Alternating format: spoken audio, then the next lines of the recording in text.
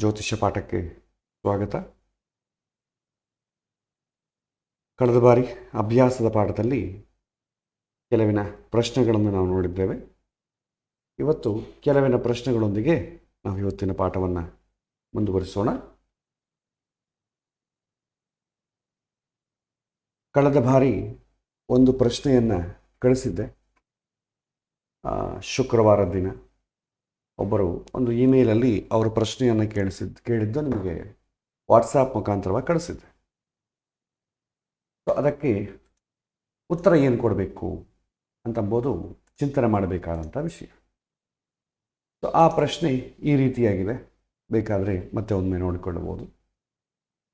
ಇಲ್ಲಿ ಜ್ಯೋತಿಷ್ಯನ ಜಾತಕವನ್ನು ಯಾರಾದರೂ ಪ್ರಶ್ನೆ ಕೇಳೋ ಕಾಲಕ್ಕೆ ಕೆಲವೊಮ್ಮೆ ಪ್ರಶ್ನೆ ಕೇಳುವಾಗ ಏನಾಗುತ್ತೆ, ಒಂದು ಪ್ರಶ್ನೆಗೆ ಇನ್ನೊಂದು ಪ್ರಶ್ನೆ ಲಿಂಕ್ ಇರುತ್ತೆ.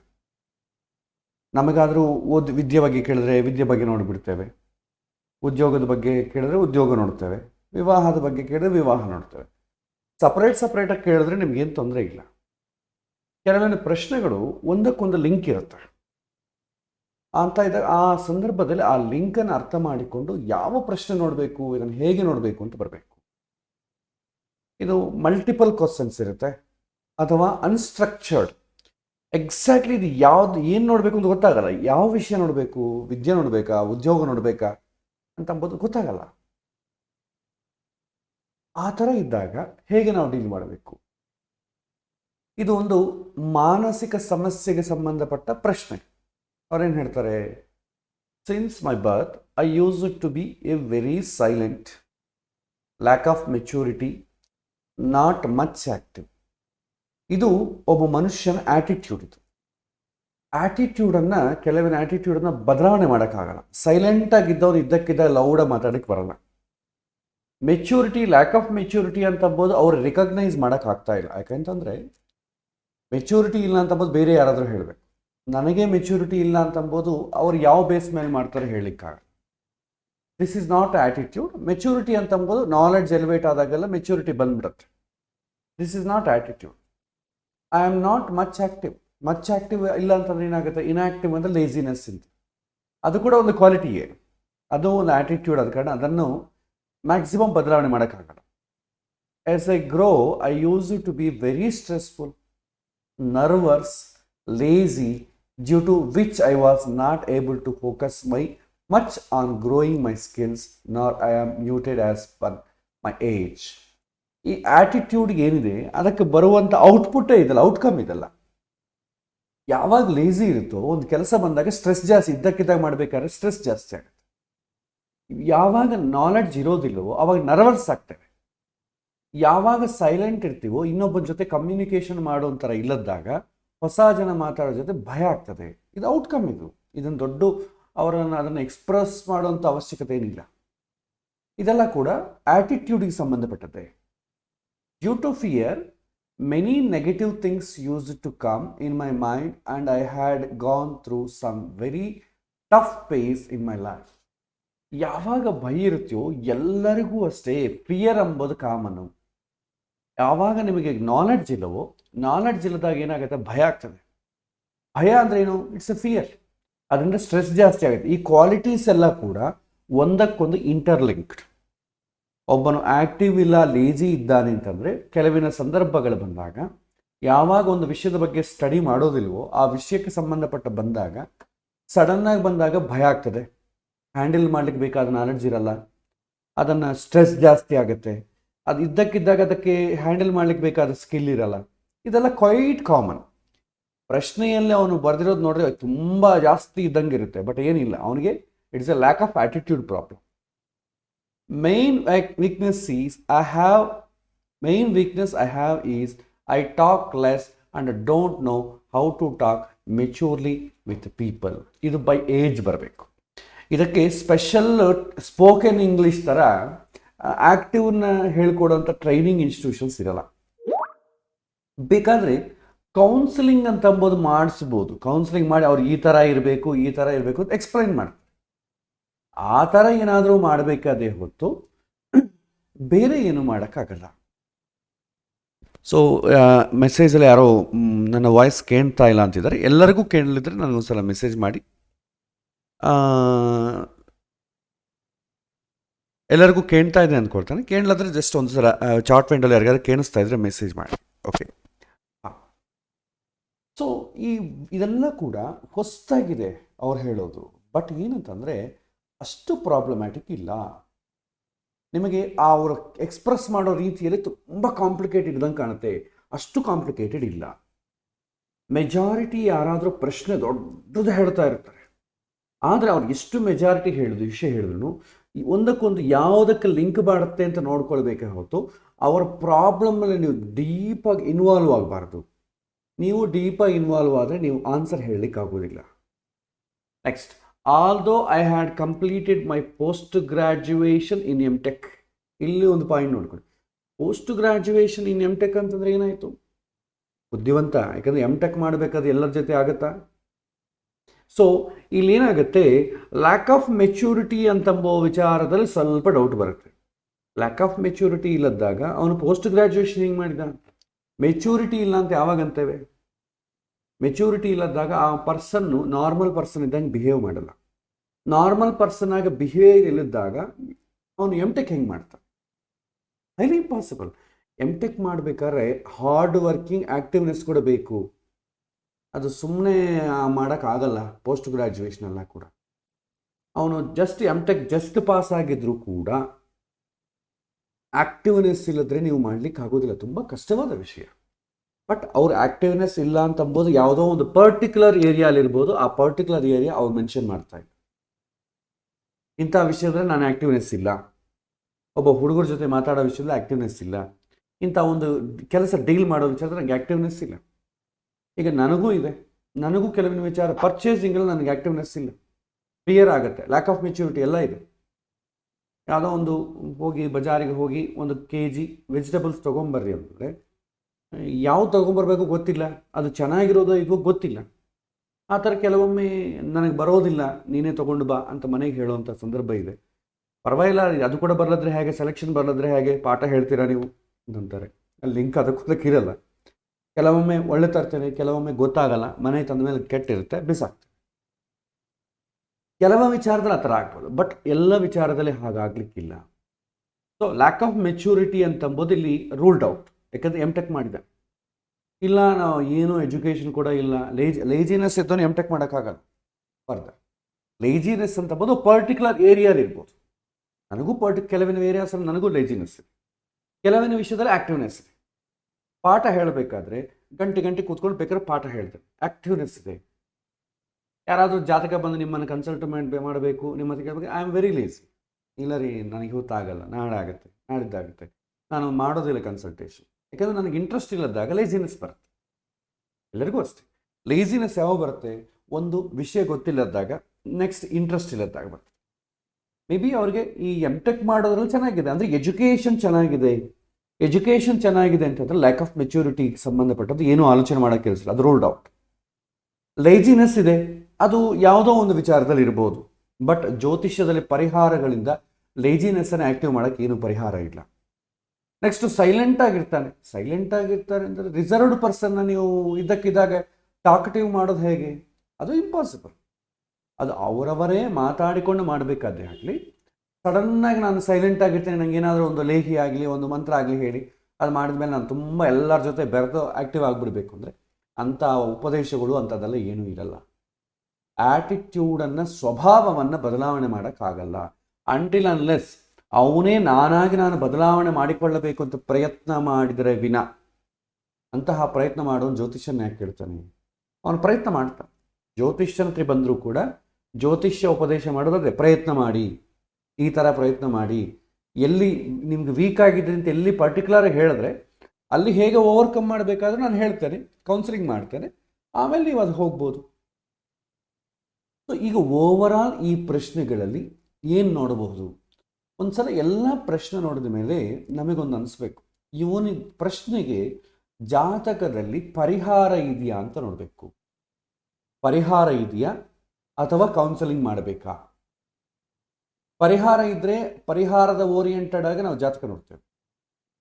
ಪರಿಹಾರ ಇಲ್ಲ ಅಂತಂದರೆ ಕೌನ್ಸಿಲಿಂಗ್ ಓರಿಯೆಂಟೆಡ್ ಆಗಿ ನೋಡ್ತೇವೆ. ಇಲ್ಲಿ ಪರಿಹಾರ ಇತ್ತು ಅಂತ ಅಂದ್ಕೊಳ್ಳಿ, ಪರಿಹಾರ ಇದೆ ಆದ ಕಾರಣ ಈಗ ಮದುವೆ ಆಗ್ತಾ ಇದೆ. ಅದಕ್ಕೆ ಪರಿಹಾರ ಇದೆ. ನಾವೇನು ಮಾಡ್ತೇವೆ, ಗುರುಬಲ ನೋಡ್ತೇವೆ, ದಶೆಗಳನ್ನು ನೋಡುತ್ತೇವೆ, ಒಳ್ಳೆ ದಶೆ ಯಾವ ಬರುತ್ತೆ, ಗುರುಬಲ ಯಾವ ಬರುತ್ತೆ ನೋಡ್ತೇವೆ. ನೋಡಿ ಆ ಸಮಯದಲ್ಲಿ ಆಗುತ್ತೆ. ಅದಕ್ಕಿಂತಲೂ ಮುಂಚಿತವಾಗಿ ಆಗಬೇಕಾದ್ರೆ ಸ್ವಲ್ಪ ಪುಣ್ಯ ಬೇಕು. ಆ ಪುಣ್ಯವನ್ನು ಅಕ್ಯುಮುಲೇಟ್ ಮಾಡಿಕೊಳ್ಳೋದಕ್ಕೆ ಇಂಥ ದೇವಸ್ಥಾನಕ್ಕೆ ಹೋಗಿ ಇಂತಹ ಜಪವನ್ನು ಮಾಡಿ, ಇಂತಹ ಸ್ವಯಂವರ ಪಾರ್ವತಿ ಮಂತ್ರವನ್ನು ಹೋಮವನ್ನು ಮಾಡಿಸಿ ಅಥವಾ ಇತ್ಯಾದಿಗಳು ಯಾವುದಾದ್ರೂ ಹೇಳ್ತೇವೆ. ಯಾಕೆ ಅದು ಪರಿಹಾರ ಇದೆ ಅದಕ್ಕೆ. ಈಗ ಆಟಿಟ್ಯೂಡ್ ಬದಲಾವಣೆ ಮಾಡಿಕೊಳ್ಳಬೇಕು. ನನ್ನ ಹೆಂಡತಿಗೆ ನನ್ನ ಮೇಲೆ ಪ್ರೀತಿ ಬರೋಂಗೇನಾದರೂ ಮಾಡಿ, ನಾನು ಮನೆಗೆ ಕೋಪ ಪಡಲಾರ್ದೆ ಏನಾದರೂ ಹೋಮ ಮಾಡಿ ಅಂದರೆ ಇದಕ್ಕೆ ಪರಿಹಾರಗಳಿಲ್ಲ. ಯಾಕಂದರೆ ಆಟಿಟ್ಯೂಡ್ ಚೇಂಜ್ ಮಾಡ್ಕೊಳ್ಬೇಕು. ಆಟಿಟ್ಯೂಡ್ ಬಲವಂತವಾಗಿ ಪ್ರಯತ್ನಪೂರ್ವಕವಾಗಿ ಅವ್ರಾಗ ಅವ್ರು ಚೇಂಜ್ ಮಾಡ್ಕೋಬೇಕೇ ಆಗಲಿ, ಪರಿಹಾರಗಳಿಂದ ಚೇಂಜ್ ಆಗೋದಿಲ್ಲ. ಹಾಗಾಗಿ ನೀವು ಇದನ್ನು ಪರಿಹಾರದ ಓರಿಯೆಂಟೆಡ್ ಆಗಿ ನೋಡ್ಲಿಕ್ಕೆ ಬರಲ್ಲ. ಆಟಿಟ್ಯೂಡ್ ಕೌನ್ಸಿಲಿಂಗ್ ಓರಿಯೆಂಟೆಡ್ ಆಗಿ ಮಾಡಬೇಕಂದ್ರೆ ನೀವು ಈ ಥರ ಮಾಡಿದ್ರೇ ಪರಿಹಾರ ಆಗ್ತದೆ. ಇದಕ್ಕೆ ಭಗವಂತ ಇದೆಲ್ಲ ಇಲ್ಲ. ಪುರುಷ ಪ್ರಯತ್ನ ಅಧಿಕವಾಗಿ ಬೇಕು. ದೈವಾನುಗ್ರಹ ಅಂತಂಬುದು ಸೆಕೆಂಡ್ ಪ್ರಯಾರಿಟಿ, ಪುರುಷ ಪ್ರಯತ್ನ ಅಂತಂಬುದು ಪ್ರೈಮರಿ ಪ್ರಯಾರಿಟಿ. ಅವನಿಗೆ ಕೌನ್ಸಿಲಿಂಗ್ ಯಾವ ಥರ ಮಾಡ್ತೇವೆ, ನೀವು ಈ ರೀತಿ ಮಾಡಬೇಕಾಗತ್ತೆ ಅಂತ ಅವನ ಆಟಿಟ್ಯೂಡನ್ನು ಬದಲಾವಣೆ ಮಾಡಿಕೊಳ್ಳುವ ರೀತಿಯಲ್ಲಿ ನಾವು ಕೌನ್ಸಿಲಿಂಗ್ ಮಾಡಬೇಕಾಗ್ತದೆ. ಸೊ ಇದನ್ನು ನಾನಾದರೆ ಹೇಗೆ ನೋಡ್ತೇನೆ, ನಾನು ಇವ್ರಿಗೆ ಏನು ಉತ್ತರ ಕೊಡ್ತೇನೆ ಅಂತಂಬೋದು ನಾನು ನಿಮಗೆ ಹೇಳ್ತೇನೆ. ನೀವು ಅದನ್ನು ಹೇಗೆ ಅಪ್ಡೇಟ್ ಮಾಡಿಕೊಳ್ಬೇಕು ಅಂತಂಬೋದು ನೀವು ನೋಡಿ. ನೆಕ್ಸ್ಟ್ ಇಂಥದ್ದೇ ಜಾತಕವನ್ನು ಬಂದಾಗ ಹೇಗೆ ನೋಡಬೇಕು ಅಂತಂಬೋದು ನೀವು ಆ ಸ್ಕಿಲ್ಲನ್ನು ಡೆವಲಪ್ ಮಾಡಿಟ್ಕೊಳ್ಳಿ. ಓಕೆ, ಸೊ ನಾನು ಈ ಜಾತಕವನ್ನು ಹಾಕ್ತೇನೆ. 3/5/1988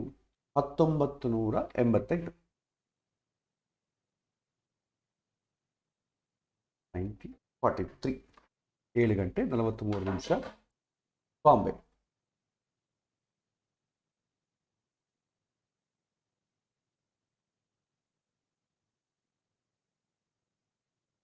ಸೊ ಇದು ಜಾತಕ. ಸಾರಿ, ಡೇಟಾ ತಪ್ಪು ಬಂದೆ, ಒಂದೇ ನಿಮಿಷ.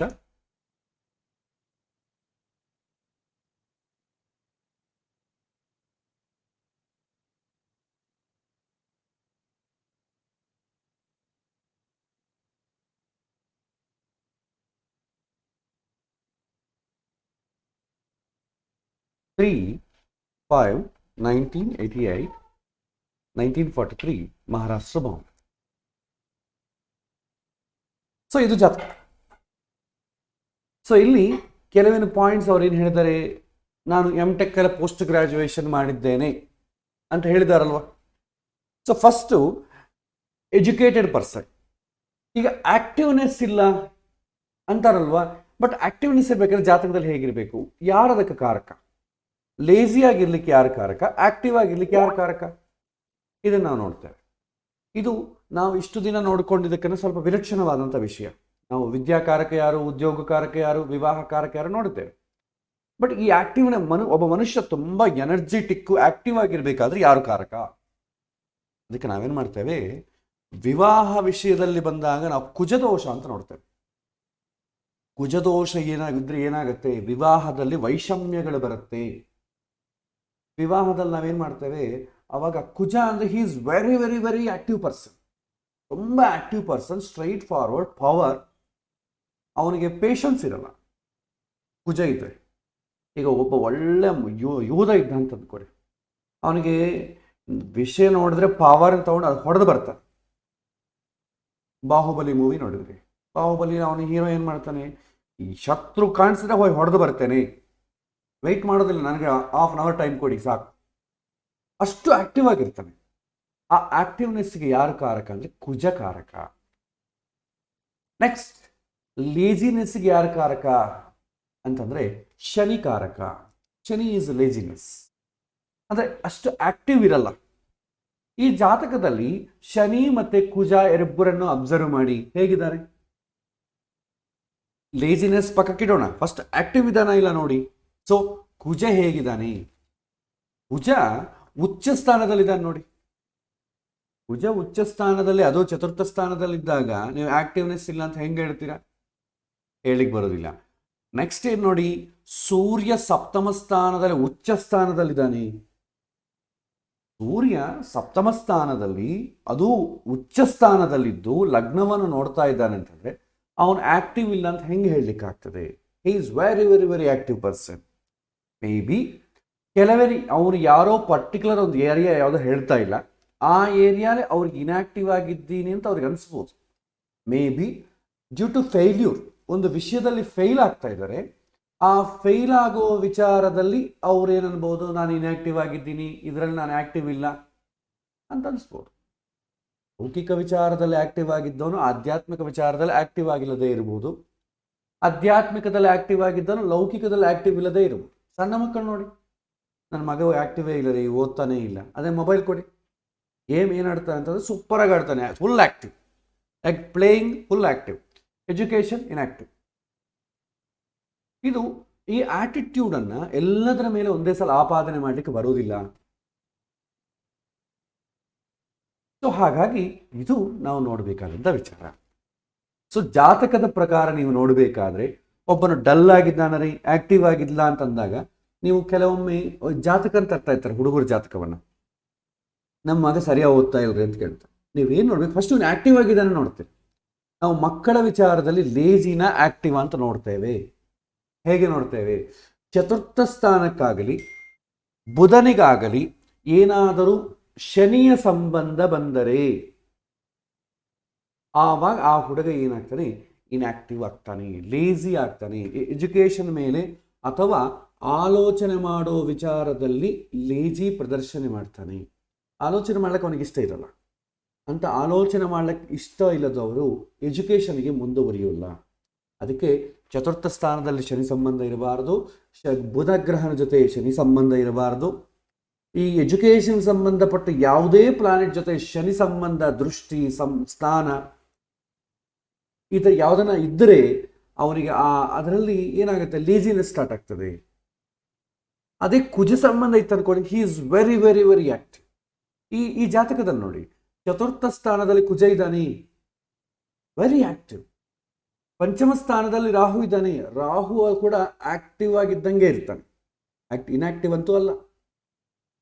ರಾಹು ಕುಜ ರಾಹು ಇಬ್ಬರು ಕೂಡ ಚತುರ್ಥ ಪಂಚಮದಲ್ಲಿದ್ದಾರೆ, ವೆರಿ ವೆರಿ ವೆರಿ ಆಕ್ಟಿವ್ ಇದ್ದಾರೆ.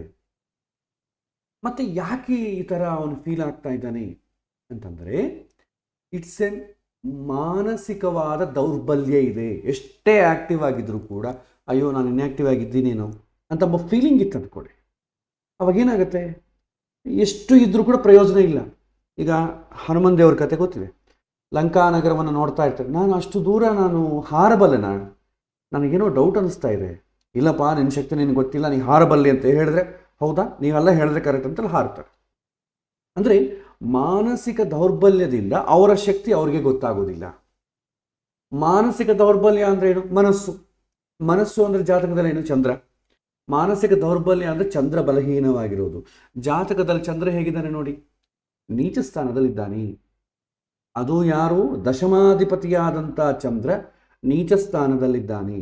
ಅಂದರೆ ಮೇ ಬಿ ಇವರು ದಶಮಾಧಿಪತಿಯಾದ ಕಾರಣ ಉದ್ಯೋಗ ವಿಚಾರದಲ್ಲಿ ಇವರು ಮಾಡುವಂಥದ್ದು ಯಾವುದು ಕೂಡ ಮುಂದುವರಿಯದೇ ಇರಬಹುದು. ಬಟ್ ಎಜುಕೇಷನ್ ಪ್ರಾಬ್ಲಮ್ ಬಂದಿಲ್ಲ, ಬೇರೆ ಯಾವುದ್ರಲ್ಲೂ ಪ್ರಾಬ್ಲಮ್ ಬಂದಿಲ್ಲ. ಬಟ್ ಉದ್ಯೋಗದಲ್ಲಿ ಮಾತ್ರ ಇವ್ರು ಏನು ಅಂದ್ಕೊಂಡ್ರು ಅದು ಮುಂದುವರಿತಾ ಇಲ್ಲ. ಸೊ ನಾನು ಯಾರು ಕೂಡ ಸರಿಯಾಗಿ ಕಮ್ಯುನಿಕೇಟ್ ಮಾಡ್ತಾ ಇಲ್ಲ, I am very inactive, I am very lazy ಅಂತ ಅನ್ಬೋದು. ಅದು ಈ ಒಂದು ಉದ್ಯೋಗ ವಿಚಾರದಲ್ಲಿ ಮಾತ್ರ. ಯಾಕೆ? ದಶಮಾಧಿಪತಿಯಾದಂಥ ಗ್ರಹ ನೀಚ ಸ್ಥಾನದಲ್ಲಿದ್ದಾನೆ. ಆದರೂ ಷಡ್ಬಲದಲ್ಲಿ ನೋಡಿ 1.73 ಎಲ್ಲರಿಗಿಂತಲೂ ಸ್ಟ್ರಾಂಗ್ ಆಗಿರೋದು ಚಂದ್ರನೇ. ಅಂದರೆ ಆ ಹುಡುಗನಿಗೆ ಲೇಜಿ ಇದೆ, ಬಟ್ ಸ್ವಲ್ಪ ಎಫರ್ಟ್ ತಗೊಂಡು ಯಾರಾದರೂ ನೀನು ಮಾಡಬಲ್ಲೆ ಅಂತ ಈ ಥರ ಹೇಳಿದ್ರೆ ಖಂಡಿತ ಮಾಡ್ತಾನೆ. ನೆಕ್ಸ್ಟ್, ಈ ಕುಜನ ದೃಷ್ಟಿ ದಶಮ ಸ್ಥಾನದ ಮೇಲೆ ಇರೋದ್ರಿಂದ he is also very active. ಈ ಚಂದ್ರ ವೀಕ್ ಆಗಿದೆ ಒಂದು. ನೆಕ್ಸ್ಟ್ ಬುಧ ಕೂಡ ವೀಕ್ ಆಗಿಬಿಟ್ಟಿದ್ದಾನೆ ನೋಡಿ. ಬುಧ ಹೇಗಿದ್ದಾನೆ? ಅಷ್ಟಮ ಸ್ಥಾನದಲ್ಲಿದ್ದಾನೆ. ಬುಧ ಅಂತಂದರೆ ಬುದ್ಧಿಬಲ, ಅಂದರೆ ಮನೋಬಲ ಬುದ್ಧಿಬಲದಲ್ಲಿ ಎರಡರಲ್ಲಿ ಯಾವುದೋ ಒಂದು ಆಕ್ಟಿವ್ ಆಗಿರಬೇಕು. ಆವಾಗ ಏನಾಗ್ತಾನೆ, ಪರ್ಸನು ನಾನು ಐ ಆಮ್ ಆಲ್ಸೋ ಎಲಿಜಿಬಲ್, ನನಗೇನು ಕಡಿಮೆ ರೀ, ನಾನು ಮಾಡಬಲ್ಲೆ ಅಂತಂಬೋದ್ರಲ್ಲಿ ಹೋಪಲ್ಲಿ ಇರ್ತಾನೆ. ಯಾವಾಗ ಬುದ್ಧಿ ಮನಸ್ಸು ಎರಡೂ ವೀಕ್ ಆಗುತ್ತೋ ಆವಾಗ ಅವನಿಗೆ ಸೆಲ್ಫ್ ಕಾನ್ಫಿಡೆನ್ಸ್ ಇರೋದಿಲ್ಲ. ನನಗಾಗುತ್ತೋ ಇಲ್ವೋ, ಸರ್ ನಾನೇನೋ ಎಮ್.ಟೆಕ್ ಪಾಸ್ ಆಗಿದ್ದು, ಇಲ್ಲ ಇಲ್ಲ ಅವಾಗೇನೋ ಪಾಸ್ ಆಗಿರ್ಬೋದು, ಆಗುತ್ತೋ ಇಲ್ವೋ, ಈ ರೀತಿ ಭಾವನೆ ಇರುತ್ತೆ. ಮನಸ್ಸು ಬುದ್ಧಿ ಎರಡಿಗೆ ಯಾರಿಗೆ ವೀಕ್ ಆಗುತ್ತೋ, ಬೇರೆ ಎಷ್ಟೇ ರಿಸೋರ್ಸಸ್ ಇರಲಿ ಅವನಿಗೆ ಯಾವುದೂ ಮುಂದೆ ಅನುಕೂಲ ಆಗಲ್ಲ. ಇವ್ರಿಗೆ ಏನಾಗುತ್ತೆ ಅಂದರೆ ಲೈಫ್ ಲಾಂಗು ಒಬ್ಬರ ಸಪೋರ್ಟ್ ಬೇಕಾಗತ್ತೆ, ಗೈಡ್ ಮಾಡೋಂಥವ್ರು ಬೇಕಾಗತ್ತೆ. ಯಾವಾಗ ಮನಸ್ಸು ಬುದ್ಧಿ ವೀಕ್ ಆಗುತ್ತೋ, ಹೆಂಡತಿ ಆಗಲಿ, ಮದುವೆ ಆಗಲದ ಮುಂಚೆ ಅದಕ್ಕೆ ತಂದೆ ತಾಯಿಗಳಾಗಲಿ ಅವರಿಗೆ ಸಪೋರ್ಟ್ ಆಗಿರಬೇಕು. ಎವ್ರಿ ಡೆಸಿಷನ್ ತಗೊಳ್ಳೋ ಕಾಲಕ್ಕೆ ಅವರ ಅಪ್ರೋಚ್ ಆಗಿ ತಗೊಳ್ಬೇಕು. ದೆನ್ ಈ ಪ್ರಾಬ್ಲಮ್ ಸಾಲ್ವ್ ಆಗುತ್ತೆ. ಅದರ್ವೈಸ್ ಎಷ್ಟೇ ರಿಸೋರ್ಸಸ್ ಇದ್ರೂ, ಎಷ್ಟೇ ಸೊಲ್ಯೂಷನ್ ಗೊತ್ತಿದ್ರೂ ಇವರಿಗೆ ಇಂಪ್ಲಿಮೆಂಟ್ ಮಾಡಲಿಕ್ಕೆ ಫಿಯರ್ ಅಂಬೋದಿರುತ್ತೆ. ಇದಕ್ಕೆ ಆತ್ಮವಿಶ್ವಾಸವನ್ನು ತುಂಬಲಿಕ್ಕೆ ಬೇಕಾದಂಥ ರೆಮಿಡೀಸ್ ಎಲ್ಲ ಕೊಡ್ಬೋದು. ಮನಸ್ಸು ವೀಕ್ ಆಗಿದೆ ಏನು ಮಾಡಬೇಕು? ಪ್ರಾಕ್ಟಿಕಲಾಗಿ ಕೌನ್ಸಿಲಿಂಗ್ ಮಾಡ್ತೇವೆ. ಯಾವ ಪ್ರಾಬ್ಲಮ್ಲಿ ನಿಮಗೆ ಪ್ರಾಬ್ಲಮ್ ಆಗ್ತಾ ಇದೆ ಅದನ್ನು ಪರ್ಟಿಕ್ಯುಲರ್ ಆ ಏರಿಯಾ ತಗೊಂಡು ಆ ಏರಿಯಲ್ಲಿ ನೀನು ಹೀಗೆ ಬಂದ ಹೀಗೆ ನೀವು ರಿಯಾಕ್ಟ್ ಆಗಬೇಕು ಅಂತ ಒಂದು ಸ್ಟ್ಯಾಂಡರ್ಡ್ ಹೇಳಬೇಕು. ಈ ಸಮಯದಲ್ಲಿ ಉದ್ಯೋಗದಲ್ಲಿ ಈ ಥರ ಬಂದಾಗ ನೀನು ಗೊತ್ತಾಗಲ್ವಲ್ಲ, ನಾ ಹೇಳಿದ್ದು ಮಾಡಿಬಿಡು, ಆ ಥರ ಸಪೋರ್ಟ್ ಮಾಡುವಂಥ ಒಬ್ಬ ಕೌನ್ಸಿಲರ್ ಬೇಕು. ಬುಧ ವೀಕ್ ಆಗಿರೋದ್ರಿಂದ ಡೆಸಿಷನ್ ಮೇಕಿಂಗ್ ಬಂದಾಗ ಈ ಎರಡರಲ್ಲಿ ಈ ಥರ ಪ್ರಾಬ್ಲಮ್ ಆಗ್ತಾ ಇದೆಯಾ, ಆ ಎರಡನ್ನು ಸ್ಟಡಿ ಮಾಡಿ. ಆ ಎರಡರಲ್ಲಿ ಅಡ್ವಾಂಟೇಜಸ್ಸು ಡಿಸ್ಅಡ್ವಾಂಟೇಜ್ ಪ್ಲಸ್ಸು ಮೈನಸ್ಸು ಎರಡರಲ್ಲಿ ಬರುತ್ತೆ. ಯಾವುದಕ್ಕೆ ಮೆಜಾರಿಟಿ ಪಾಯಿಂಟ್ಸ್ ಬರ್ತೋ ಅದನ್ನು ತಗೋ ಅಂತ ಹೇಳಬೇಕು. ಯಾಕಂದರೆ ಅವರು ಡೀಪಾಗಿ ಸ್ಟಡಿ ಮಾಡೋದಿಲ್ಲ, ಲೇಜಿನೆಸ್ ಕೂಡ ಕಾರಣ ಆಗುತ್ತೆ. ಬುದ್ಧಿ ವೀಕ್ ಆದರೆ ಆ ಪರ್ಸನ್ ಇಮಿಡಿಯೇಟ್ಲಿ ಲೇಜಿ ಆಗ್ತಾನೆ. ಜಾತಕದಲ್ಲಿ ಬುಧ ಅಷ್ಟಮದಲ್ಲಿದ್ದಾನೆ ಅಂತಂದರೆ ಬುದ್ಧಿ ವಕ್ರವಾಗಿ ಕೆಲಸ ಮಾಡುತ್ತೆ ಅಂತ ಕೂಡ ಹೇಳ್ಬೋದು. ಎಂಟಂದ್ರೇನು? ಅಷ್ಟಮ ವಿಯೋಗ ಅಂದರೆ ಯಾವ ಡೆಸಿಷನ್ ತಗೊಳ್ಳೋದ್ರಿಂದ ಕೆಲವಿನ ವಿಚಾರಗಳನ್ನು ದೂರ ಮಾಡಿಕೊಳ್ತಾನೋ ಅಂಥ ಡೆಸಿಷನ್ಸೇ ತಗೊಳ್ತಾನೆ. ಸೊ ಈ ವಿಚಾರದಲ್ಲಿ ಎಚ್ಚರ ಇರಬೇಕು. ಸೊ ಓವರ್ ಆಲ್ ಈ ಹುಡುಗ ಕೇಳಿದಂಥ ಪ್ರಾಬ್ಲಮ್ಗೂ ನಾವು ಅನಲೈಸ್ ಮಾಡೋದಕ್ಕೂ ಹೇಗೆ ಚೇಂಜ್ ಇದೆ ನೋಡಿ. ಅವನು ಸ್ಟೋರಿ ಎಲ್ಲ ಹೇಳ್ದ, ಆದರೂ ಪ್ರಾಬ್ಲಮ್ ಎಲ್ಲಿದೆ? Laziness, that is due to Budh. Confidence ಇಲ್ಲ, ಭಯ ಆಗ್ತಾ ಇದೆ, ಅದಕ್ಕೆ ನಾವು ಚಂದ್ರನ ನೋಡ್ತೇವೆ. ಈ ಮಾನಸಿಕವಾದ ಸಮಸ್ಯೆಗಳಾಗಲಿ, ನಾನು ಡೆಸಿಷನ್ ತಗೊಳಕ್ಕಾಗ್ತಾ ಇಲ್ಲ, ನನಗೆಲ್ಲ ಕನ್ಫ್ಯೂಷನ್ ಇದೆ, ಯಾರಾದರೂ ಈ ಪದಗಳನ್ನು ಬಳಸಿದರೆ ಜಾತಕದಲ್ಲಿ ಚಂದ್ರ ಬುಧವನ್ನು ನೋಡಿ. ಸೊ ಅವನ ಹೋಲ್ ಪ್ರಾಬ್ಲಮ್ಗೆ ಇನ್ಯಾಕ್ಟಿವ್ ಅಂತ ಹೇಳಿದ್ದಾನೆ. ಇನ್ಯಾಕ್ಟಿವ್ ಅಂತಂಬೋದು ಎಲ್ಲ ಕೆಲಸಗಳಲ್ಲಿಲ್ಲ, ಮಾನಸಿಕವಾಗಿ ಇನ್ಯಾಕ್ಟಿವ್ ಆಗಿದ್ದಾನೆ, ದಟ್ ಈಸ್ ಲೇಜಿನೆಸ್. ಅದಕ್ಕೆ ಚಂದ್ರನ ನೋಡಿದ್ರೆ ಸಾಕು. ಭೌತಿಕವಾಗಿದ್ದಾನೆ, ಬುಧನ ನೋಡಿ. ಸೊ ಬೇರೆ ಯಾವ ಜಾತಕಗಳು ಕೂಡ ಈ ಥರ ಸಿಮಿಲರ್ ಹರೋಸ್ಕೋಪ್ಸ್ ಬಂದರೆ ಆಟಿಟ್ಯೂಡ್ ರಿಲೇಟೆಡ್ ಪ್ರಾಬ್ಲಮ್ಸ್ಗೆಲ್ಲ ಕೂಡ ಚಂದ್ರ ಬುಧ ಹೇಗಿದ್ದಾನೆ ನೋಡಿ. ಎಜುಕೇಷನ್ ರಿಲೇಟೆಡ್ ಪ್ರಾಬ್ಲಮ್ಸಿಗೆ ಕೂಡ ಚಂದ್ರ ಬುಧನ್ನೇ ನೋಡಬೇಕು. ಯಾಕೆಂತಂದರೆ ಎಜುಕೇಷನ್ ಕೂಡ ಮನಸ್ಸು ಬುದ್ಧಿ ಕೋಆಪರೇಷನ್ ಮಾಡಿದ್ರೆ ಆಗೋದಿಲ್ಲ. ಕೆಲವರ ಉದ್ಯೋಗಗಳನ್ನು ಮಾಡ್ಬೋದು. ಈಗ ಒಂದು ದೊಡ್ಡ ಟೆಂಪಲಲ್ಲಿ ದೊಡ್ಡ ಅರ್ಚಕನಾಗಿದ್ದಾನೆ, ಅವನಿಗೆ ಚಂದ್ರ ಬುಧನ ಜೊತೆಗೆ ಸಮಸ್ಯೆ ಇಲ್ಲ, ಅವನೇನು ಡೆಸಿಷನ್ ಮೇಕಿಂಗ್ ಏನು ಮಾಡಲ್ಲ, ಇನ್ನು ಮನಸ್ಸು ಬೇಕಿಲ್ಲ, ಮೆಕ್ಯಾನಿಕಲಾಗಿ ಮಾಡ್ತಾನೆ. ದೇವರಂದ್ರೆ ಇಷ್ಟ ಅಂತೇಳಿ ಯಾರಾದರೂ ಪೂಜೆ ಮಾಡ್ತಾರೆ? ಮೆಕ್ಯಾನಿಕಲಾಗಿ ಸಂಬಳ ಕೊಡ್ತಾರೆ ಅಂತ ಪೂಜೆ ಮಾಡ್ತಾರೆ, ದಕ್ಷಿಣೆ ಕೊಡ್ತಾರೆ ಅಂತ ಪೂಜೆ ಮಾಡ್ತಾರೆ. ಅಲ್ಲೇನಾದರೂ ಆಲೋಚನೆ ಮಾಡಬೇಕಾ? ಭಗವಂತ ದಿನಾಗೂ ನೀವು ಕಂಪ್ಯೂಟರಲ್ಲಿ ಒಂದು ಪ್ರೋಗ್ರಾಮ್ ಮಾಡಬೇಕಾದ್ರೆ ಒಂದು ಕೆಲಸ ಮಾಡ್ತಾ ಇಲ್ಲ, ಅದಕ್ಕೆ ಏನು ಲಾಜಿಕ್ ಬರಬೇಕು ಅಂತ ತಲೆ ಚಚ್ಚಿಕೊಳ್ಳಬೇಕಾ? ಇಲ್ಲ. ಸೊ ಹಾಗಾಗಿ ಎಲ್ಲ ಕೆಲಸಗಳಿಗೂ ಬೇಕಾಗಿಲ್ಲ. ಕೆಲವಿನ ಈಗ ರಿಪೀಟೆಡ್ ಮಾಡೋ ಕೆಲಸಗಳಿಗೆ ಬುದ್ಧಿ ಮನಸ್ಸಿನ ಸಹಕಾರ ಬೇಕಾಗಿಲ್ಲ. ಈಗ ಬಸ್ಸಲ್ಲಿ ಡ್ರೈವರ್ ಇರ್ತಾನೆ, ಅವನಿಗೆ ದಿನಕ್ಕೊಂದು ಲಾಜಿಕ್ ಅಪ್ಲೈ ಮಾಡಬೇಕಾ? ಅವನು ಏನು ಬೇಕಾಗಿಲ್ಲ, ಸೇಫ್ಟಿ ನೋಡ್ಕೊಂಡು ಹೋದರೆ ಸಾಕು. ಕಂಡಕ್ಟರ್ ಇರ್ತಾನೆ, ಟಿಕೆಟ್ ಕೊಡ್ತಾ ಹೋಗ್ತಾನೆ, ಅವನಿಗೆ ಅದಕ್ಕೇನು ದೊಡ್ಡ ಲಾಜಿಕ್ ಏನು ಬರೆಯೋ ಕೆಲಸ ಇಲ್ಲ. ಸೊ ಹಾಗಾಗಿ ಆದರೆ ಎಜುಕೇಷನಿಗೆ ಮಾತ್ರ ನಿಮಗೆ ಬೇಕೇ ಬೇಕಾಗ್ತದೆ. ಅದಕ್ಕೆ ನಾವೇನು ಮಾಡ್ತೇವೆ, ಎಜುಕೇಷನಿಗೆ ಮುಖ್ಯವಾಗಿ ಬುಧನ್ ನೋಡ್ತೇವೆ. ನನ್ನ ಮಗ ಓದ್ತಾನೆ ಇಲ್ಲರಿ, ಅವನಿಗೆ ಇಂಟ್ರೆಸ್ಟೇ ಇಲ್ಲ ಅಂತಂದಾಗ ಚಂದ್ರನ್ ನೋಡ್ತಾರೆ. ಅಷ್ಟು ಬಿಟ್ಟರೆ ಇನ್ನೇನು ಪ್ರಾಬ್ಲಮ್ ಇಲ್ಲ. ಈ ಹುಡುಗನಿಗೆ ಕೌನ್ಸಿಲಿಂಗ್ ಮಾಡಬೇಕಾದ್ರೆ ಏನು ಮಾಡ್ತೇವೆ, ಮಾನಸಿಕವಾಗಿ ವಿಶ್ವಾಸ ಇಲ್ಲ, ನಿಮಗೆಲ್ಲ ಗುಣಗಳು ಇದೆ, ನೀವು ಲೇಜಿ ಅಲ್ಲ, ಬಟ್ ಪರ್ಟಿಕ್ಯುಲರ್ ಏರಿಯಾಸಲ್ಲಿ ಲೇಜಿ ಇದ್ದೀರಾ, ನಿಮಗೆ ಎಕ್ಸಾಕ್ಟ್ಲಿ ಇವ್ರ ಪ್ರಾಬ್ಲಮ್ ಏನು, ನಿಮ್ಮದು ಇವ್ರು ಇದರಲ್ಲಿ ಏನು ಎಕ್ಸಾಕ್ಟ್ ಪ್ರಾಬ್ಲಮ್ ಏನು ಹೇಳಿಲ್ಲ, ಬಟ್ ಒಂದು ಪ್ರಾಬ್ಲಮ್ ಫೇಸ್ ಮಾಡೋ ಕಾಲಕ್ಕೆ ಅವರ ಸ್ಥಿತಿ ಹೇಗಿದೆ ಅಂತ ಹೇಳ್ತಾ ಇದ್ದಾರೆ. ಪಾಪ ಡೈರೆಕ್ಟಾಗಿ ಪ್ರಾಬ್ಲಮ್ ಹೇಳಲಾರ್ದ ಆ ಪ್ರಾಬ್ಲಮ್ ಹೇಳಿದಾಗ ನಾನು ಈ ಥರ ಸಫರ್ ಆಗ್ತಾ ಇದ್ದೇನೆ, ನಾನು ಮಾತಾಡಿ ಸೈಲೆಂಟ್ ಆಗಿರ್ತಾ ಇದ್ದೇನೆ, ಯಾರು ಕೂಡ ಅಪ್ರೋಚ್ ಆಗ್ತಾ ಇಲ್ಲ, ಲೇಜಿನೆಸ್ ಆಗಿದ್ದೀನಿ, I feel I am an inactive. So ಈ ತರ ಅವರ ವೀಕ್ನೆಸ್ ಏನಿದೆಯೋ ಆ ವೀಕ್ನೆಸ್ಗಳನ್ನ ಹೇಳಿಕೊಂತ ಬರ್ತಾ ಇದ್ದಾರೆ. ಬಟ್ ಆ ವೀಕ್ನೆಸ್ ಅಂತಂಬೋದು ಪರ್ಟಿಕ್ಯುಲರ್ ಏರಿಯಾನಾಗಿರುತ್ತೆ. ಎಕ್ಸಾಕ್ಟ್ಲಿ ಯಾವ ಏರಿಯಾ ಅಲ್ಲಿ ಅಂತಂದಾಗ ನಾವು ಕೌನ್ಸಿಲಿಂಗ್ ಮಾಡಬಹುದು, ಈ ಏರಿಯಾಸಲ್ಲಿ ಹೀಗೆ ಮಾಡಿ ಅಂತ ಹೇಳ್ಬೋದು, ಅದರ್ವೈಸ್ ಹೇಳಲಿಕ್ಕೆ ಆಗೋದಿಲ್ಲ. ಸೊ ಇದನ್ನ ಏನು ಮಾಡ್ತೇವೆ ನಾವು ಜನರಲ್ ಆಗಿ, ಇದು ಇಮೇಲ್ ಮುಖಾಂತರವಾಗಿ ಬಂತಾದ ಕಾರಣ ಜನರಲ್ ಆಗಿ ನೀವು ಆ ಥರ ಏನಿಲ್ಲ, ಚೆನ್ನಾಗೇ ಇದೆ. ಇಲ್ಲದ್ರೆ ನೀವು ಆ ಥರ ಇನ್ಆಕ್ಟಿವ್ ಲೇಜಿನೆಸ್ ಆಗಿದ್ದರೆ ನೀವು ಎಮ್.ಟೆಕ್ ಮಾಡ್ಲಿಕ್ಕೆ ಕೂಡ ಆಗೋದಿಲ್ಲ. So you are 100% okay. ಆ ಲೇಜಿನೆಸ್ ಅಂತಂಬೋದು ಪರ್ಟಿಕ್ಯುಲರ್ ಏರಿಯಾಲಿದೆ. ಮೇ ಬಿ ಆ ಏರಿಯಾಲಿ ನಿಮಗೆ ಸ್ಕಿಲ್ ಇಲ್ಲದೆ ಇರ್ಬೋದು, ಅಥವಾ ಫಿಯರ್ ಇರ್ಬೋದು, ಇಂಟ್ರೆಸ್ಟ್ ಇಲ್ಲದೆ ಇರ್ಬೋದು. ಈ ಕಾರಣಗಳಿಗಾಗ್ತದೆ. ನೀವು ಆ ಏರಿಯಾ ಯಾವುದಂತ ಹೇಳಿದ್ರೆ ಆ ವಿಚಾರದನ್ನು ಪರ್ಟಿಕ್ಯುಲರ್ ಜಾತಕದಲ್ಲಿ ನೋಡ್ತಾನೆ, ನೋಡಿ ಅದಕ್ಕೇನಾದರೂ ಸೊಲ್ಯೂಷನ್ ಕೊಡಬಲ್ಲೆ. This is an attitude problem. ಇದಕ್ಕೆ ದೊಡ್ಡದ ಪರಿಹಾರಗಳಿರಲ್ಲ. ಇದಕ್ಕೆ ನೀವು ಬದಲಾವಣೆ ಮಾಡಿಕೊಳ್ಳೋದಿದ್ರೆ ಬದಲಾವಣೆ ಆಗ್ತದೆ. It takes time. ಬಟ್ ನೀವು ಅದನ್ನು ಪರ್ಫೆಕ್ಟಾಗಿ ಹೀಗೆ ಮಾಡಬೇಕು ಅಂತ ಫಾಲೋ ಆದರೆ ಖಂಡಿತ ಈ ಒಂದು ವೀಕ್ನೆಸ್ಸನ್ನು ಓವರ್ಕಮ್ ಮಾಡಬಹುದು ಅಂತ ನಾವು ಅವರಿಗೆ ಭರವಸೆ ಕೊಡ್ಬೋದು. ಇನ್ ಪರ್ಸನ್ ಡೈರೆಕ್ಟಾಗಿ ಬಂದು ಕೇಳಿದ್ರೆ ಅವ್ರನ್ನ ಏನು ಮಾಡ್ತಾರೆ, ಕೌನ್ಸಿಲಿಂಗ್ ಮಾಡ್ತಾರೆ. ಯಾವ ಏರಿಯಲ್ಲಿ ಏನು ಅನಿಸುತ್ತೆ, ಆ ಥರ ಆ ಸಮಯದಲ್ಲಿ ಏನು ಮಾಡಬೇಕು, ಬೇರೆ ಜನ ಆದರೆ ಏನು ಮಾಡ್ತಾರೆ, ನೀವು ಹೇಗೆ ಮಾಡ್ತಾ ಇದ್ದೀರಾ ಅದು ಅವ್ರಿಗೆ ಎಕ್ಸ್ಪ್ಲೈನ್ ಮಾಡಿ. ದೆನ್ ಅವ್ರು ರಿಯಲೈಸ್ ಆಗಿ ನೆಕ್ಸ್ಟ್ ಟೈಮ್ ನಾವು ಹೇಳಿದ ರೀತಿಯಲ್ಲಿ ಮಾಡ್ತಾರೆ, ಆ ವೀಕ್ನೆಸ್ಸನ್ನು ಓವರ್ಕಮ್ ಮಾಡ್ತಾರೆ. ಸೊ ಇದು ಕೌನ್ಸಿಲಿಂಗ್ ಮಾಡಲಿಕ್ಕೆ ಬೇಕಾದಂಥ ಕ್ವಶನು. ಇದು ಪರಿಹಾರಗಳಿಂದ ಹೋಗುವಂಥ ಕ್ವಶನ್ ಅಲ್ಲ.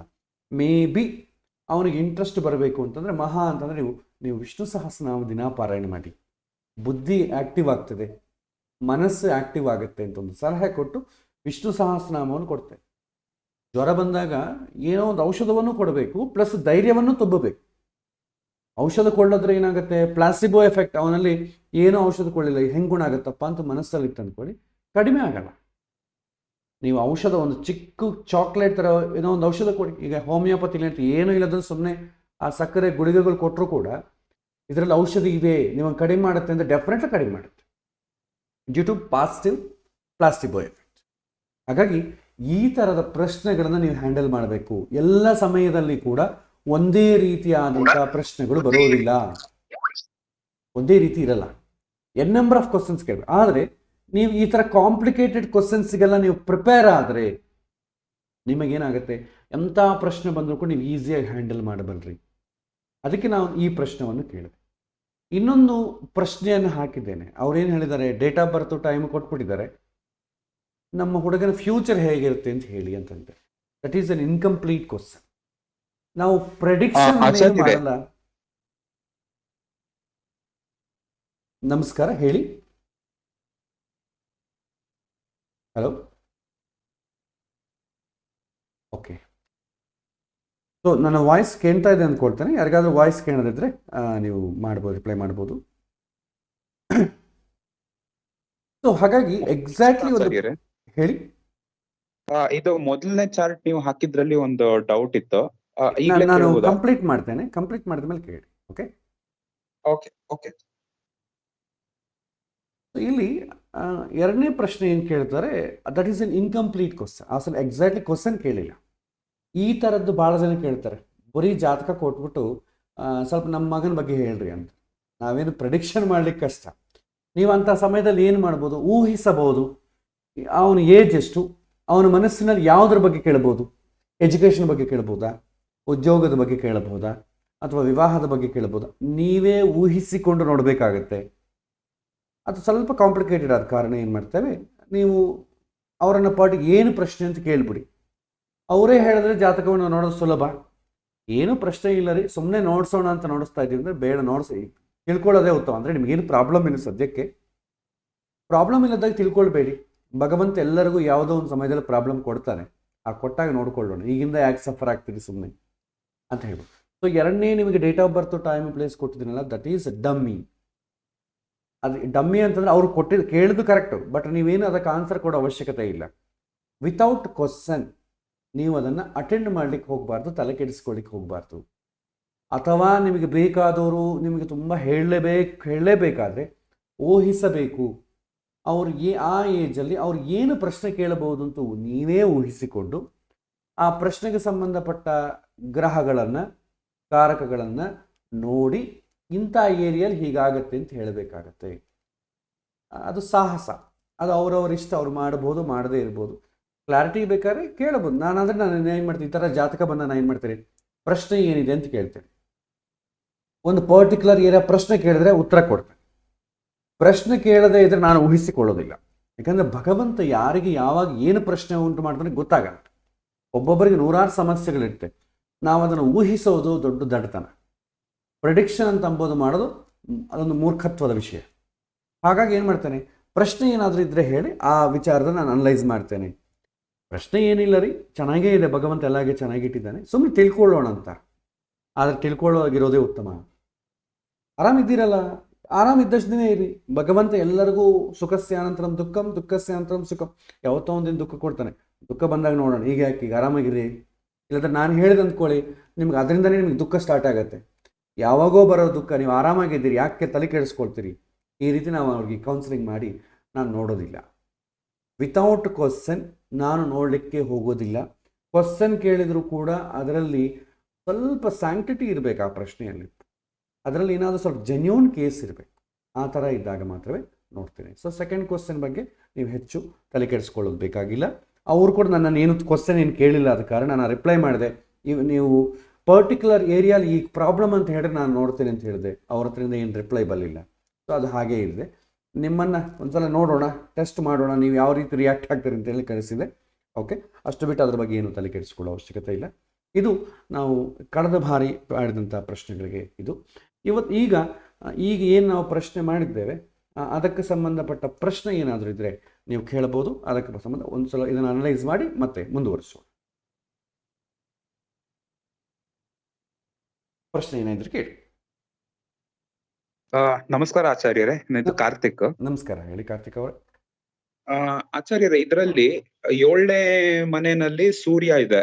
ಹೌದು. ಸೊ ಈ 7ನೇ ಮನೆ ಸೂರ್ಯ ಅಂತ ಹೇಳಿದ್ರೆ, ಇವಾಗ ನಾವು ಕಳತ್ರ ದೋಷದಲ್ಲಿ ಸೂರ್ಯ 7ನೇ ಮನೆಗ್ ಬಂದ್ರೆ ಒಂಥರ ಡಾಮಿನೇಟಿಂಗ್ ಆಗಿರ್ತಾರೆ, ಅವ್ರು ಹೇಳ್ದಂಗೆ ನಡಿಬೇಕು ಅಂತ ಆಗತ್ತೆ ಅಂತ ಹೇಳಿ ಬರುತ್ತೆ.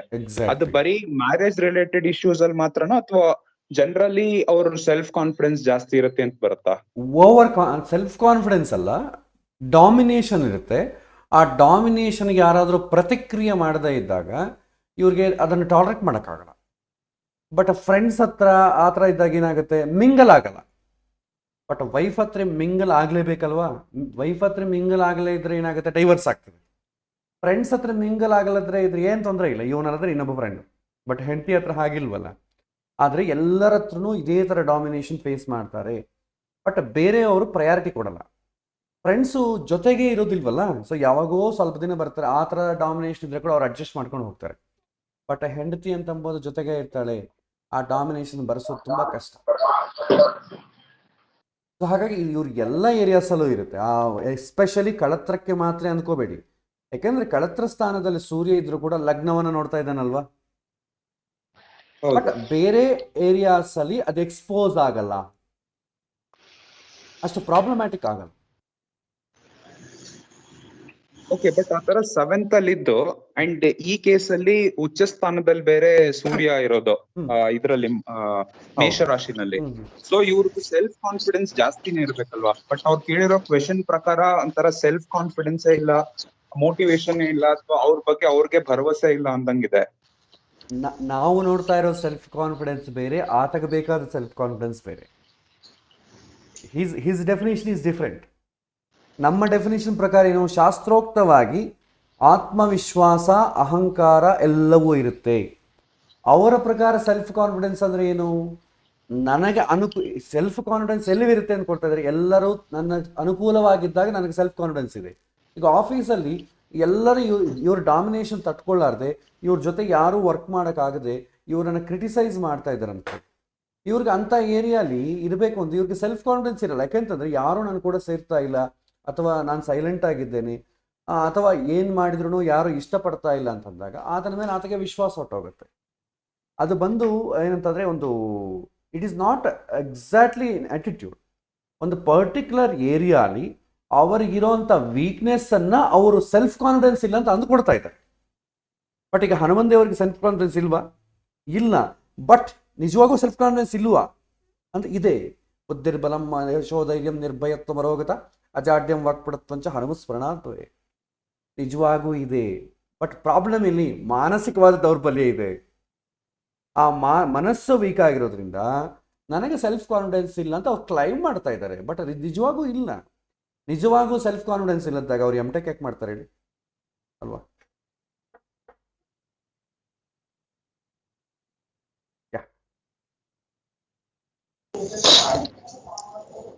ನಮಸ್ಕಾರ ಆಚಾರ್ಯ. ನಮಸ್ಕಾರ, ಹೇಳಿ. ರಾಘವೇಂದ್ರ ಇಲ್ಲಿ. ಹೇಳಿ. ಇದೇ ಜಾತಕದಲ್ಲಿ ನಾವು ನೋಡಬಹುದು ಅಂತಂದ್ರೆ, ಲೈಕ್ ನನ್ನ ಮನಸ್ಸಿಗೆ ಬಂದಿದ್ದು ಎರಡು ಪ್ರಶ್ನೆ. ಏನು ಅಂತಂದ್ರೆ, ಅವರು ಕನ್ಫ್ಯೂಸ್ಡ್ ಸ್ಟೇಟ್ ಆಫ್ ಮೈಂಡ್ ಅಲ್ಲಿ ಇರೋದ್ರಿಂದ, ಯಾಕಂದ್ರೆ ಚಂದ್ರ ಇದು ಡೆಬಿಲಿಟೇಟ್ ಆಗಿರೋದ್ರಿಂದ ಒಂದು. ನೆಕ್ಸ್ಟ್ ಅವರು ಶುಕ್ರ ಮತ್ತೆ ಬುಧ ಇಲ್ಲಿ ಪರಿವರ್ತನ ಇರೋದನ್ನ ಯಾವ ತರ ನೋಡ್ಬಹುದು ಅಥವಾ ಯಾವ ತರ ನೋಡ್ಬೇಕು ಅನ್ನೋದು ಒಂದು ಇನ್ನೊಂದು ಪ್ರಶ್ನೆ. ಮತ್ತೆ ಗುರು ಬಂದ್ಬಿಟ್ಟು ಕಂಬಸ್ಟ್ ಆಗಿದ್ದಾನೆ. ಹೌದು. ಸೊ ಹಂಗಾಗಿ ಪ್ರಾಬಬಿಲಿ ಅವರು ನೀವ್ ಹೇಳ್ದಂಗೆ ಯಾವ್ದಕ್ಕಾರ ಯಾರನ್ನಾರು ಕೇಳಕ್ ಹೋದಾಗ ಅವರು ಸೂರ್ಯ ಉಚ್ಚ ಸ್ಥಾನದಲ್ಲಿ ಇರೋದ್ರಿಂದ ಅವ್ರಿಗೆ ಸರಿಯಾಗಿ ಡೈರೆಕ್ಷನ್ ಸಿಕ್ತಿಲ್ಲ, ಅಥವಾ ಅವ್ರಿಗೆ ಬೇಕಾದ ತರ ಅವ್ರಿಗೆ ಆನ್ಸರ್ಸ್ ಸಿಕ್ತಿಲ್ಲ ಅಂತ ಅನ್ಬಿಟ್ಟು ಕನ್ಫ್ಯೂಸ್ ಸ್ಟೇಟ್ ಆಫ್ ಮೈಂಡ್ ಅಲ್ಲಿ ಇರಬಹುದಲ್ವಾ? ಇರ್ಬೋದು. ಇನ್ನೂ ಒಂದು ಮೇಜರ್ ಪ್ರಾಬ್ಲಮ್ ಏನಂತಂದ್ರೆ, ಚಂದ್ರ ಮತ್ತೆ ಬುಧ ಎಕ್ಸಾಕ್ಟ್ಲಿ ಪರಸ್ಪರ 7th ಆಸ್ಪೆಕ್ಟ್ ಇದೆ ನೋಡಿ.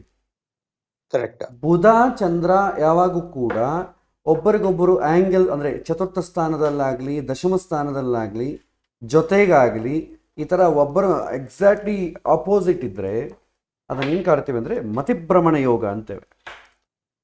ಮತಿಭ್ರಮಣದ ಯೋಗದಿಂದ ಏನಾಗುತ್ತೆ ಅಂದರೆ, ಅವ್ರು ಏನು ಬಿಹೇವ್ ಮಾಡ್ತಾರೆ ಅವ್ರಿಗೆ ಅರ್ಥ ಆಗೋದಿಲ್ಲ. ಅಥವಾ ನಾನು ಯಾಕೆ ಹಿಂಗೆ ಬಿಹೇವ್ ಮಾಡಿದೆ, ಏನೋ ಒಂದು ಬಿಹೇವ್ ಮಾಡ್ತಾರೆ, ನಾನೇನ ಇದು ಬಿಹೇವ್ ಮಾಡಿದ್ದು, ನಾನೇನ ಅವ್ರನ್ನ ಬೈದಿದ್ದು, ನಾನೇನ ಈ ಥರ ಡಿಸಿಷನ್ ತಗೊಳ್ಳಿದ್ದು, ಅವರು ತಗೊಂಡಿದ್ದು ಅವ್ರಿಗೆ ಅರ್ಥ ಆಗೋದಿಲ್ಲ. This is one big confusion state. ಇದು ಅವರೆಲ್ಲ ನಡೀತಾ ಇರುವಂಥ ಪ್ರಾಬ್ಲಮ್. ಸೊ ಈ ಪ್ರಾಬ್ಲಮಿಂದ ಎಲ್ಲ ಪ್ರಾಬ್ಲಮು, ಸಣ್ಣ ಸಣ್ಣ ಪ್ರಾಬ್ಲಮ್ಸ್ ಫುಲ್ ಕುಟ್ಟಿಕೊಳ್ಬಿಡ್ತಾ ಇದೆ. ಒಂದು ಚಂದ್ರ ವೀಕು, ಬುಧ ವೀಕು, ಅವರಿಬ್ಬರು ಒಬ್ಬರನ್ನೊಬ್ಬರು ನೋಡಿಕೊಳ್ತಾ ಇದ್ದಾರೆ, ಜೊತೆಗಿದ್ರು ಒಬ್ಬರನ್ನೊಬ್ಬರು ನೋಡಿಕೊಳ್ಳೋದ್ರು ಮತಿಭ್ರಮಣ ಯೋಗ ಅಂತೀವಿ. So this is purely attitude problem. Attitude ಪ್ರಾಬ್ಲಮ್ನ ಬೈ ಫೋರ್ಸ್ ಪ್ರಯತ್ನಪೂರ್ವಕವಾಗಿ ಅವ್ರು ಓವರ್ಕಮ್ ಮಾಡಬೇಕಾದ್ರೆ ಹೊತ್ತು ಇದನ್ನು ಬೇರೆ ಪರಿಹಾರಗಳಂತೂ ಏನಿಲ್ಲ ಜ್ಯೋತಿಷ್ಯದಲ್ಲಿ. ಬಟ್ ಇನ್ನು ಬುಧ ಶುಕ್ರ ಪರಿವರ್ತನೆ ಆಗಿದೆ, ಅದನ್ನು ಹೇಗೆ ನೋಡಬೇಕು ಅಂತಂದರೆ, ಈ ಪ್ರಶ್ನೆಗೆ ಏನೋ ಸಂಬಂಧ ಇದೆಯಾ ನೋಡಿ, ಅದಕ್ಕೆ ಈ ಪ್ರಶ್ನೆಗೆ ಏನು ಸಂಬಂಧ ಇಲ್ಲ ಆದರೆ ಏನು ನೋಡೋ ಕೆಲಸ ಇಲ್ಲ. ಯಾಕೆಂದರೆ ಅಷ್ಟಮ ಸಂಬಂಧ ಇದೆ. ಲಾಸ್ ಅಂತ ಅಂಬೋದು ಬಂದಾಗ ಅಥವಾ ವಿಯೋಗ ಅಂತ ಬಂದಾಗ ನಾವು ಬರುತ್ತೆ. ಬಟ್ ಅವರು ಎಕ್ಸ್ಪ್ರೆಸ್ ಮಾಡ್ತಾ ಇರೋದು attitude problem. May be that is also one of the reason. ವಿಯೋಗ ಆಗ್ತಾ ಇರೋದು ನಾವು ಅಂದ್ಕೊಂಡಿದ್ದು ಯಾವುದು ಆಗ್ತಾ ಇರೋದ್ರಿಂದ, ಸೆಲ್ಫ್ ಕಾನ್ಫಿಡೆನ್ಸ್ ಲಾಸ್ ಆಗ್ತಾ ಇರೋದ್ರಿಂದ ಫಿಯರ್ ಬರ್ಬೋದು, ಹಾಗೆ ಊಹಿಸಬಹುದು. ಆದರೆ ಬೇರೆ ಏರಿಯಾಸ್ ಬಗ್ಗೆ ನೋಡೋ ಕಾಲಕ್ಕೆ ಇವಾಗ ಕಳತ್ರ ವಿಚಾರದಲ್ಲಿ ಬೇಕಾದ್ರೆ ಶುಕ್ರ ನೋಡಿ, ಪರಿವರ್ತನೆ ನೋಡಿ, ಬಟ್ ಇಲ್ಲಿ ಅಸಂಗತ. But that could be one reason. ಅವರು ಎಂ.ಟೆಕ್ ಓದಿರೋದು could also be because of ಈ ಪರಿವರ್ತನ ಬಿಟ್ವೀನ್ ಶುಕ್ರ ಅಂಡ್ ಬುಧ ಅವನ ಮನೆಗೆ ಅವನೇ ಹೋಗಿರೋದ್ರಿಂದನೂ ಸ್ವಲ್ಪ ಬುದ್ಧಿ ಚೆನ್ನಾಗಿದೆ ಅಂತಾನು ನೋಡ್ಕೋಬಹುದಲ್ವಾ? ಬುಧ ಏನೋ ವೀಕ್ ಆಗಿಲ್ವಲ್ಲ, ಬುಧ ದುಷ್ಟ ಸ್ಥಾನದಲ್ಲಿದ್ದಾನಷ್ಟೇ, ಬುಧ ವೀಕ್ ಆಗಿಲ್ಲ. 8ನೇ ಮನೆಗಿರೋದ್ರಿಂದ ಡೆಸಿಷನ್ ಯಾವ ತರ ತಗೋಬೇಕು ಆ ತರ ತಗೊಳ್ತಾ ಇಲ್ಲ. ಗೊತ್ತಾಯ್ತು, ಕನೆಕ್ಟ್ ಆಯ್ತು. ಈಗ ಬುದ್ಧಿ ಓಕೆ, ಬುದ್ಧಿ ಚೆನ್ನಾಗೇ ಇದೆ. ಚತುರ್ಥ ಸ್ಥಾನದಲ್ಲಿ ಕುಜ ಇದ್ದಾನೆ, he is very active in education. Correct, very active. ಅದು ಎಕ್ಸಾಲ್ಟೆಡ್ ಬೇರೆ. ಬಟ್ ಶುಕ್ರನಿಗೆ ಎಜುಕೇಶನ್ ಸಂಬಂಧ ಇಲ್ಲ, ಶುಕ್ರನಿಗೆ ಎಜುಕೇಶನ್ ಸಂಬಂಧ ಇಲ್ಲ, ಬುಧಗೆ ಸಂಬಂಧ ಇಲ್ಲ. ಅಂದ್ರೆ ಬುಧ ಅಷ್ಟಮ ಸ್ಥಾನದಲ್ಲಿರೋದ್ರಿಂದ ಒಂದು 2 ಡಿಸಿಷನ್ಸ್ ತಗೊಳ್ಬೇಕಾದ್ರೆ ಅಷ್ಟಮ ಸ್ಥಾನದಲ್ಲಿರೋದ್ರಿಂದ ಯಾವುದು ತಗೊಂಡ್ರೆ ಡಿಸ್ಟರ್ಬ್ ಆಗ್ತಾರೋ ಆ ಥರ ಡಿಸಿಷನ್ಸ್ ತಗೊಳ್ತಾರೆ. ಬಟ್ ಈಗ ನೋಡಿ, ಫಿಸಿಕ್ಸ್ ಓದಿರ್ತಾರೆ, ಕೆಮಿಸ್ಟ್ರಿ ಓದಿರ್ತಾರೆ. ಫಿಸಿಕ್ಸು ಕೆಮಿಸ್ಟ್ರಿ ಓದದವರೆಲ್ಲ ಕೂಡ ಸೈಂಟಿಸ್ಟ್ಗಳಾಗಬೇಕಾಗಿಲ್ಲ, ಟೆರರಿಸ್ಟ್ಗಳು ಕೂಡ ಆಗಬೇಕು. ಟೆರ್ರಿಫಿಕ್ ಸೈಂಟಿಸ್ಟ್ ಆಗಬೇಕು, ಸೈಂಟಿಫಿಕ್ ಟೆರರಿಸ್ಟ್ ಆಗಬೇಕು. ಬುಧ ಪರ್ಫೆಕ್ಟ್ ಆಗಿ ಉಚ್ಚ ಸ್ಥಾನದಲ್ಲಿ ಸ್ಟ್ರಾಂಗ್ ಆಗಿದ್ದು ಒಳ್ಳೆ ಪ್ಲೇಸ್ ಆಗಿದ್ರೆ ಟೆರ್ರಿಫಿಕ್ ಸೈಂಟಿಸ್ಟ್ ಆಗ್ತಾನೆ. ಅದೇ ಬುಧ ಸ್ಟ್ರಾಂಗ್ ಆಗಿದ್ದು ತುಂಬಾ ಬಲಿಷ್ಠವಾಗಿದ್ದು ದುಷ್ಟ ಸ್ಥಾನದಲ್ಲಿದ್ರೆ ಸೈಂಟಿಫಿಕ್ ಟೆರರಿಸ್ಟ್ ಆಗ್ತಾನೆ. ನಿಮಗೆ WTC ಟವರ್ ಹೊಡಿಬೇಕಾದ್ರೆ without planning it is not possible. ಒಂದು ಬಾಂಬ್ಸ್ ತಯಾರು ಮಾಡಿ ಅದನ್ನ ವಿನಾಶ ಮಾಡಬೇಕು ಅಂತಂದ್ರೆ ಅದಷ್ಟು ಈಸಿ ಕೆಲಸ ಅಲ್ಲ, ಅದಕ್ಕೆ ಕೂಡ ಸೈಂಟಿಫಿಕ್ ನಾಲೆಡ್ಜ್ ಬೇಕು. ಒಂದು ವೈರಸ್ ಅನ್ನು ಸೃಷ್ಟಿ ಮಾಡಬೇಕಾದ್ರೆ ಕೂಡ ಸೈಂಟಿಫಿಕ್ ನಾಲೆಡ್ಜ್ ಬೇಕು. ವೆದರ್ ನೀವು ಹೇಗೆ ಯೂಸ್ ಮಾಡ್ತೀರೋ that is different thing, but knowledge is same. ಆ ಥರ ನೆಗೆಟಿವ್ ಡಿಸಿಷನ್ಸ್ ತೊಗೊಂಡಾಗ ಏನಾಗುತ್ತೆ, ನೆಮ್ಮದಿ ಇರಲ್ಲ, ಎಲ್ಲರೂ ಕೋಆಪ್ರೇಟ್ ಮಾಡೋದಿಲ್ಲ, ಕಾನ್ಫಿಡೆನ್ಸ್ ಇರಲ್ಲ, ಈ ಥರ ಬರುತ್ತೆ. ಬಟ್ ಈ ಕೇಸಲ್ಲಿ ಅವ್ರು ಆ ಥರ ಇದ್ದಾರೆ ಅಂತಲ್ಲ, ಬಟ್ ಬುಧ ನೆಗೆಟಿವ್ ಆಗಿದ್ರೆ ಆ ಥರ ಆಗ್ತದೆ. ಅಂದರೆ ನೀವು ನೆಗೆಟಿವ್ ವೇಸಲ್ಲಿ ಬುದ್ಧಿ ಯೂಸ್ ಮಾಡ್ತೀರಾ, ನೆಗೆಟಿವ್ ವೇಸಲ್ಲಿ ಯೂಸ್ ಮಾಡಿದಾಗ ಯಾವಾಗೂ ಕೂಡ ನೆಮ್ಮದಿ ಇರಲ್ಲ. ನೆಮ್ಮದಿ ಇಲ್ಲದ್ರೆ ಏನಾಗುತ್ತೆ, ಎಲ್ಲ ಪ್ರಾಬ್ಲಮ್ಸು ಹುಟ್ಟಿಕೊಂಡು ಬರುತ್ತೆ.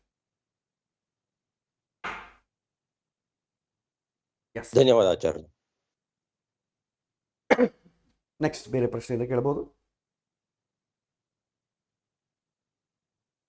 ಆಚಾರ್ಯರೇ ಮತ್ತೆ ಕಾರ್ತಿಕ್ ಇಲ್ಲಿ ಹೇಳಿ. ಆಚಾರ್ಯರೇ, ಇಲ್ಲಿ ಲಗ್ನಾಧಿಪತಿ ಮತ್ತೆ ಅಷ್ಟಮಾಧಿಪತಿ ಒಂದೇ ಆಗಿರೋದ್ರಿಂದ ಸೊ ಆ ಲಿಂಕ್ ತಗೋಬೋದಾ? ಯಾಕಂದ್ರೆ ಲಗ್ನ ಅಂತ ಹೇಳಿದ್ರೆ ಸೆಲ್ಫ್ ಕಾನ್ಫಿಡೆನ್ಸ್, ಬಟ್ ಸೇಮ್ ಅಧಿಪತಿ ಅಷ್ಟಮಾಧಿಪತಿ ಕೂಡ ಆಗಿರೋದ್ರಿಂದ loss of self confidence, hang link ತಗೊಳ್ಳಿಕ್ಕೆ ಬರಲ್ಲ. ತಗೋಬೋದಾ? ನೀವೇನು ಮಾಡ್ತೀರಿ, ಅವಾಗ ಲಗ್ನಾಧಿಪತಿಯನ್ನೇ ಸಪ್ರೇಟ್ ತಗೊಳ್ತೀರಿ, ಅಷ್ಟಮಾಧಿಪತಿನ ತಗೊಳ್ಳಲ್ಲ. ಇಬ್ಬರು ಒಂದಾಗಿರ್ಬೋದು, ಬಟ್ ಲಗ್ನಾಧಿಪತಿ ಅಷ್ಟಮಾಧಿಪತಿ ಆದರೂ ಕೂಡ ಶುಕ್ರ ಶುಭಗ್ರಹನೇ ಆಗ್ತಾನೆ. ನ್ಯಾಚುರಲಿ ಶುಭಗ್ರಹ, ಆಧಿಪತ್ಯಕ್ಕೆ ಲಗ್ನಾಧಿಪತಿ ಯಾವಾಗೂ ಶುಭಗ್ರಹ. ಹಾಗಾಗಿ ಕಾನ್ಫಿಡೆನ್ಸ್ ಇದೆ ಅಂತಲೇ ಬರುತ್ತೆ, ಇಲ್ಲ ಅಂತ ಬರೋಕ್ಕಾಗಲ್ಲ. ಅಷ್ಟಮಾಧಿಪತಿ ಆದ್ದರಿಂದ ಕಾನ್ಫಿಡೆನ್ಸ್ ಇಲ್ಲದೆ ಹೋಗಲ್ಲ, ಇರುತ್ತೆ. ಓಕೆ, ಹಂಗಿದ್ರೆ ಲಗ್ನಾಧಿಪತಿನ ಸಪರೇಟ್ ಆಗಿ ನೋಡ್ಬೇಕು, ಅಷ್ಟಮಾಧಿಪತಿ ಅನ್ನೋದನ್ನ ಸಪರೇಟ್ ಸಪ್ರೇಟ್ ಆಗಿ ನೋಡ್ಬೇಕು. ನೋಡ್ಬೇಕು. ಹೌದು ಹೌದು. ಅಷ್ಟಮ ವಿಷಯಕ್ಕೆ ಬಂದಾಗ ಅಷ್ಟಮ ನೋಡಿ, ಲಗ್ನ ವಿಷಯಕ್ಕೆ ಬಂದಾಗ ಲಗ್ನ ನೋಡಿ. ನಿಮಗೆ almost Okay, all thank you. ವೃಷಭ, ವೃಶ್ಚಿಕ, ಮೇಷ, ತುಲಾ ಈ ಲಗ್ನಗಳಿಗೆ ಲಗ್ನಾಧಿಪತಿಗೆ ಇನ್ನೊಂದು ದುಷ್ಟ ಸ್ಥಾನ ಗ್ಯಾರಂಟಿ ಬರುತ್ತೆ. ಅದನ್ನು ನೀವು ಸಪ್ರೇಟಾಗೆ ನೋಡಬೇಕು. ಕುಜಗಾಗಲಿ ಶುಕ್ರಗಾಗಲಿ ಸಪ್ರೇಟಾಗೆ ನೋಡ್ತೇವೆ. ಇದರ ಲಗ್ನ ಷಷ್ಠ ಅಥವಾ ಲಗ್ನ ಅಷ್ಟಮ ಯಾವುದೊಂದು ಬರುತ್ತೆ ಈ 4 ಲಗ್ನಗಳಿಗೆ. ಸೊ ಹಾಗಾಗಿ ಅಷ್ಟಮಾಧಿಪತಿ ಆದ್ದರಿಂದ ಅವನು ಬಹಳ ಜನ ಹೇಳ್ತಾರೆ ವೃಷಭ ಲಗ್ನಕ್ಕೆ ಶುಕ್ರ ಪಾಪಗ್ರಹ ಅಂತ ಹೇಳ್ತಾರೆ. ಯಾಕಂದರೆ ಷಷ್ಠಾಧಿಪತಿ ಸ್ಥಾನ ಬಂದಿದೆ, ಮತ್ತು ಲಗ್ನಕ್ಕೆ ಪ್ರಯಾರಿಟಿ ಇಲ್ವಾ? ಇದೆ. ಷಷ್ಠ ವಿಚಾರಕ್ಕೆ ಬಂದಾಗ ಅದು ಸಪ್ರೇಟ್ ತೊಗೊಳ್ತೇವೆ, ಲಗ್ನ ವಿಚಾರಕ್ಕೆ ಬಂದಾಗ ಸಪ್ರೇಟ್ ತೊಗೊಳ್ತೇವೆ. ಎರಡು ಸಪ್ರೇಟ್ ಮಾಡಬೇಕು, ಒಂದಾಗಿ ನೋಡೋಕ್ಕಾಗಲ್ಲ. Yes. ಓಕೆ ಆಚಾರ್ಯರೇ, ಬಟ್ ಆದ್ರೆ ಯೋಗಕಾರಕ ಅಂತ ಬಂತು ಅಂದ್ರೆ ಅವಾಗ ಎರಡು ತಗೊಂತೀವಿ ಅಲ್ವಾ? ಅಂದ್ರೆ ಯೋಗಕಾರಕ ತ್ರಿಕೋಣ. ಅವಾಗ ಎರಡು ತೊಗೊಳ್ತೇವೆ. ಆ್ಯಕ್ಚುಲಿ ಶುಭಗ್ರಹ ಅಂತಲೇ ಕನ್ಸಿಡರ್ ಮಾಡ್ತೇವೆ. Okay okay. ಈಗ ಯೋಗ ಅಂತಂದ್ರೆ ನೀವು ಒಂದು ಆಲೋಚನೆ ಮಾಡಿ, ಯೋಗ ಅಂತಂದ್ರೆ ಏನಂತಂದ್ರೆ, ಯೋಗ ಬಂದರೆ ಏನಾಗುತ್ತೆ, ಭೋಗ ಬರುತ್ತೆ. ಅದೇ ಅಲ್ವಾ, ಎಲ್ಲರೂ ಭೋಗಕ್ಕೋಸ್ಕರ ನಿರೀಕ್ಷಣೆ ಮಾಡೋದು ಯೋಗವನ್ನು. ಯೋಗ ಬಂದರೆ ಭೋಗ ಬರುತ್ತೆ, ಭೋಗ ಆದಮೇಲೆ ಏನು ಬರುತ್ತೆ, ರೋಗ ಬರುತ್ತೆ. ರೋಗ. ನಿಮಗೆ ಯೋಗ ಬಂದರೆ ಅಂತೇಳಿ ನಿಮಗೆ life long Bhagya is different. ಯೋಗ ಬಂದರೆ ಭಾಗ್ಯ ಅಂತಂದರೆ ಇದು ರ್ಯಾರ್ ಕೇಸ್. ಯೋಗ ಎಲ್ಲ ಕೂಡ ಭಾಗ್ಯ ಆಗಬೇಕಲ್ಲ, ಬಟ್ ಭೋಗ ಆಗ್ತದೆ. ಮೆಜಾರಿಟಿ ಪೀಪಲ್ ಎಕ್ಸ್ಪೆಕ್ಟ್ ಮಾಡೋದು ಭೋಗ. ಭೋಗ ಆದಮೇಲೆ ನೆಕ್ಸ್ಟ್ ಏನಾಗುತ್ತೆ, ರೋಗ ಬರುತ್ತೆ. ನಿಮ್ಮ ಜಾತಕದಲ್ಲಿ ಯೋಗ ಇರೋದ್ರಿಂದಾನೇ ನಿಮಗೆ ಅಷ್ಟು ಐಶ್ವರ್ಯಗಳು ಬಂತು. ಐಶ್ವರ್ಯಗಳು ಬರ್ತಾನೆ ಏನಾಗ್ತದೆ, ಋಣ ರೋಗ ಶತ್ರುಗಳು ಜಾಸ್ತಿ ಆಗ್ತದೆ. ಹೌದು. ಅದು ಬಿಕಾಸ್ ಅದು ಈ 6ನೇ ಮನೆ 8ನೇ ಮನೆ ಎಫೆಕ್ಟ್. ಅದು ಯೋಗಕಾರಕ ಅಂತ Okay. ಅದಕ್ಕೆ. ಈಗ ವೃಷಭ ಲಗ್ನಕ್ಕೆ ಶನಿ ಯೋಗಕಾರಕ, ಎಲ್ಲ ಯೋಗವನ್ನು ಕೊಡ್ತಾನೆ. ಬಟ್ ಶನಿ ಏನಾಗುತ್ತೆ, ವಿಯೋಗಕ್ಕೆ ಕೊಡೋ ಕಾರಣ ಕೊನೆಗೆ ವಿಯೋಗವೂ ಆಗ್ತದೆ, ರಿನೌನ್ಸಿಯೇಷನ್ ಆಗ್ತಾನೆ. ಅದೊಂದು ಭಾಗ್ಯ. ಆ ಥರ ನೋಡ್ಬೇಕಾಗ್ತದೆ. ಯಾವ ವಿಷಯವೂ ಕೂಡ ಒಬ್ಬ ಮನುಷ್ಯನಿಗೆ 100% ಸುಖ ಕೊಡೋದಿಲ್ಲ.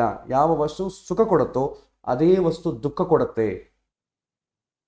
ಅನ್ನ ನಮಗೆ ಆರೋಗ್ಯವನ್ನು ಕೊಡುತ್ತೆ, ಅನ್ನ ನಮಗೆ ವಿಷವಾಗಿ ದುಃಖವನ್ನು ಕೊಡುತ್ತೆ. ಅನ್ನ ಜಾಸ್ತಿ ಸ್ವಲ್ಪ ತಿಂದರೆ ಏನಾಗುತ್ತೆ, ಆನಂದ. ಜಾಸ್ತಿ ತಿಂದರೆ ದುಃಖ. ಒಂದು ಟೈಮಲ್ಲಿ ಅನ್ನ ತಿಂದರೆ ವಿತಿನ್ 1.5 ಅವರಲ್ಲಿ ಮಾಡಿದಂಥ ಅನ್ನ ತಿಂದರೆ ಆರೋಗ್ಯ, 9 ಅವರ್ಸ್ ಆದಮೇಲೆ ಅನ್ನ ತಿಂದರೆ ವಿಷ. ನೀವು ಹೇಗೆ ತಗೊಂಡ್ರೆ ಹಾಗೆ. ಎಲ್ಲ ಒಳ್ಳೇದಾಗಬೇಕಾಗಿಲ್ಲ, ಎಲ್ಲ ಕೆಟ್ಟದ್ದು ಆಗಬೇಕಾಗಿಲ್ಲ. ಕೆಲವೊಂದು ಜಾತಕದಲ್ಲಿ ಕೆಟ್ಟದಾದರೂ ಕೂಡ ಅವರು ಒಳ್ಳೆಯದಕ್ಕೆ ಅನುಕೂಲ ಆಗ್ತದೆ ಅವರು. ಬಟ್ ಅದೇ ಜೀವನದಲ್ಲಿ ಸೂತ್ರ, ಅದೇ ಪ್ರಕೃತಿ ನಿಯಮ ಅದೇ. ಬಟ್ ಎಲ್ಲ ಕೆಟ್ಟದ್ದಲ್ಲ, ಎಲ್ಲ ಒಳ್ಳೇದು ಅಲ್ಲ. ಎಸ್, ಬೇರೆ ಪ್ರಶ್ನೆ ಇದೆ, ಕೇಳ್ಬೋದು. ಧನ್ಯವಾದಗಳು ಆಚಾರ್ಯ ಆಚಾರ್ಯರೇ. ಹೇಳಿ. ಆಚಾರ್ಯ ಇದು ಇನಾಕ್ಟಿವ್ ಅದು ಕುಜ ಮೇಲೆನೆ ಅಲ್ಲ, ಶನಿ ದೃಷ್ಟಿ ಇದ್ರೆ ಕೂಡ ಬರೋದು. ಮೇನ್ ಎ ಪ್ಲೇಸ್ ಇದ್ರೆ ಪರವಾಗಿಲ್ಲ. ಕುಜ ಬಲವಾಗಿದ್ರೆ ಆಕ್ಟಿವ್, ಶನಿ Okay. ಬಲವಾಗಿದ್ರೆ ಇನ್ಆಕ್ಟಿವ್. ಒಂದು ವೇಳೆ ಕುಜ ಶನಿ ಇಬ್ಬರು ಒಟ್ಟಿಗೆ ಇದ್ರೆ ಇಬ್ಬರಲ್ಲಿ ಯಾರು ಸ್ಟ್ರಾಂಗ್ ನೋಡ್ಕೊಳ್ಳಿ. ಓಕೆ. ಈಗ ಕುಜ ಶನಿ ಒಟ್ಟಿಗೆ ಇದ್ರೆ ಅನ್ಕೊಳ್ಳಿ, ಕುಜಗೆ ನೋಡಿ 1.45 ಷಡ್ಬಲ, ಶನಿಗೆ 1.47 ಅಂದ್ರೆ ಶನಿಯೇ ಜಾಸ್ತಿ ಇದಲ್ವಾ. ಅವಾಗ ಏನಾಗುತ್ತೆ, ಶನಿಗೆ ಸಂಬಂಧಪಟ್ಟ ದಶೆ ಇದ್ದಾಗೆಲ್ಲ ಲೇಸಿ ಆಗ್ತಾನೆ, ಕುಜಿಗೆ ಸಂಬಂಧಪಟ್ಟ ದಶೆ ಬಂದಾಗೆಲ್ಲ ಆಕ್ಟಿವ್ ಆಗಿರ್ತಾನೆ. Okay okay thank you.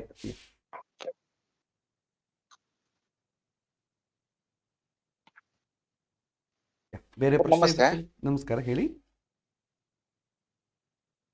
Sir ಇದೇ ಜಾತಕ ಜ್ಯೋತಿಷ ಬಲ ಹಾಕಿದ್ರೆ ವೃಶ್ಚಿಕ ಲಗ್ನ ಬರ್ತಾ ಇದೆ ಸರ್ ನಮ್ಗೆ. ಬರ್ಬೋದು, ಯಾಕೆಂತಂದ್ರೆ ಇದು ಲಗ್ನ 29.47 ಇದಲ್ವಾ, ಎಡ್ಜಲ್ ಇದೆ, ಹಾ. ಸಂಧಿಕಾಲದಲ್ಲಿದೆ. ಆಂಡ್ರಾಯ್ಡ್ ಆ್ಯಪ್ಸ್ ಏನಂತಂದ್ರೆ ಡೆಸ್ಕ್ಟಾಪ್ ಆ್ಯಪ್ಸ್ ಅಷ್ಟು ಅಕ್ಯುರೇಟ್ ಇರಲ್ಲ.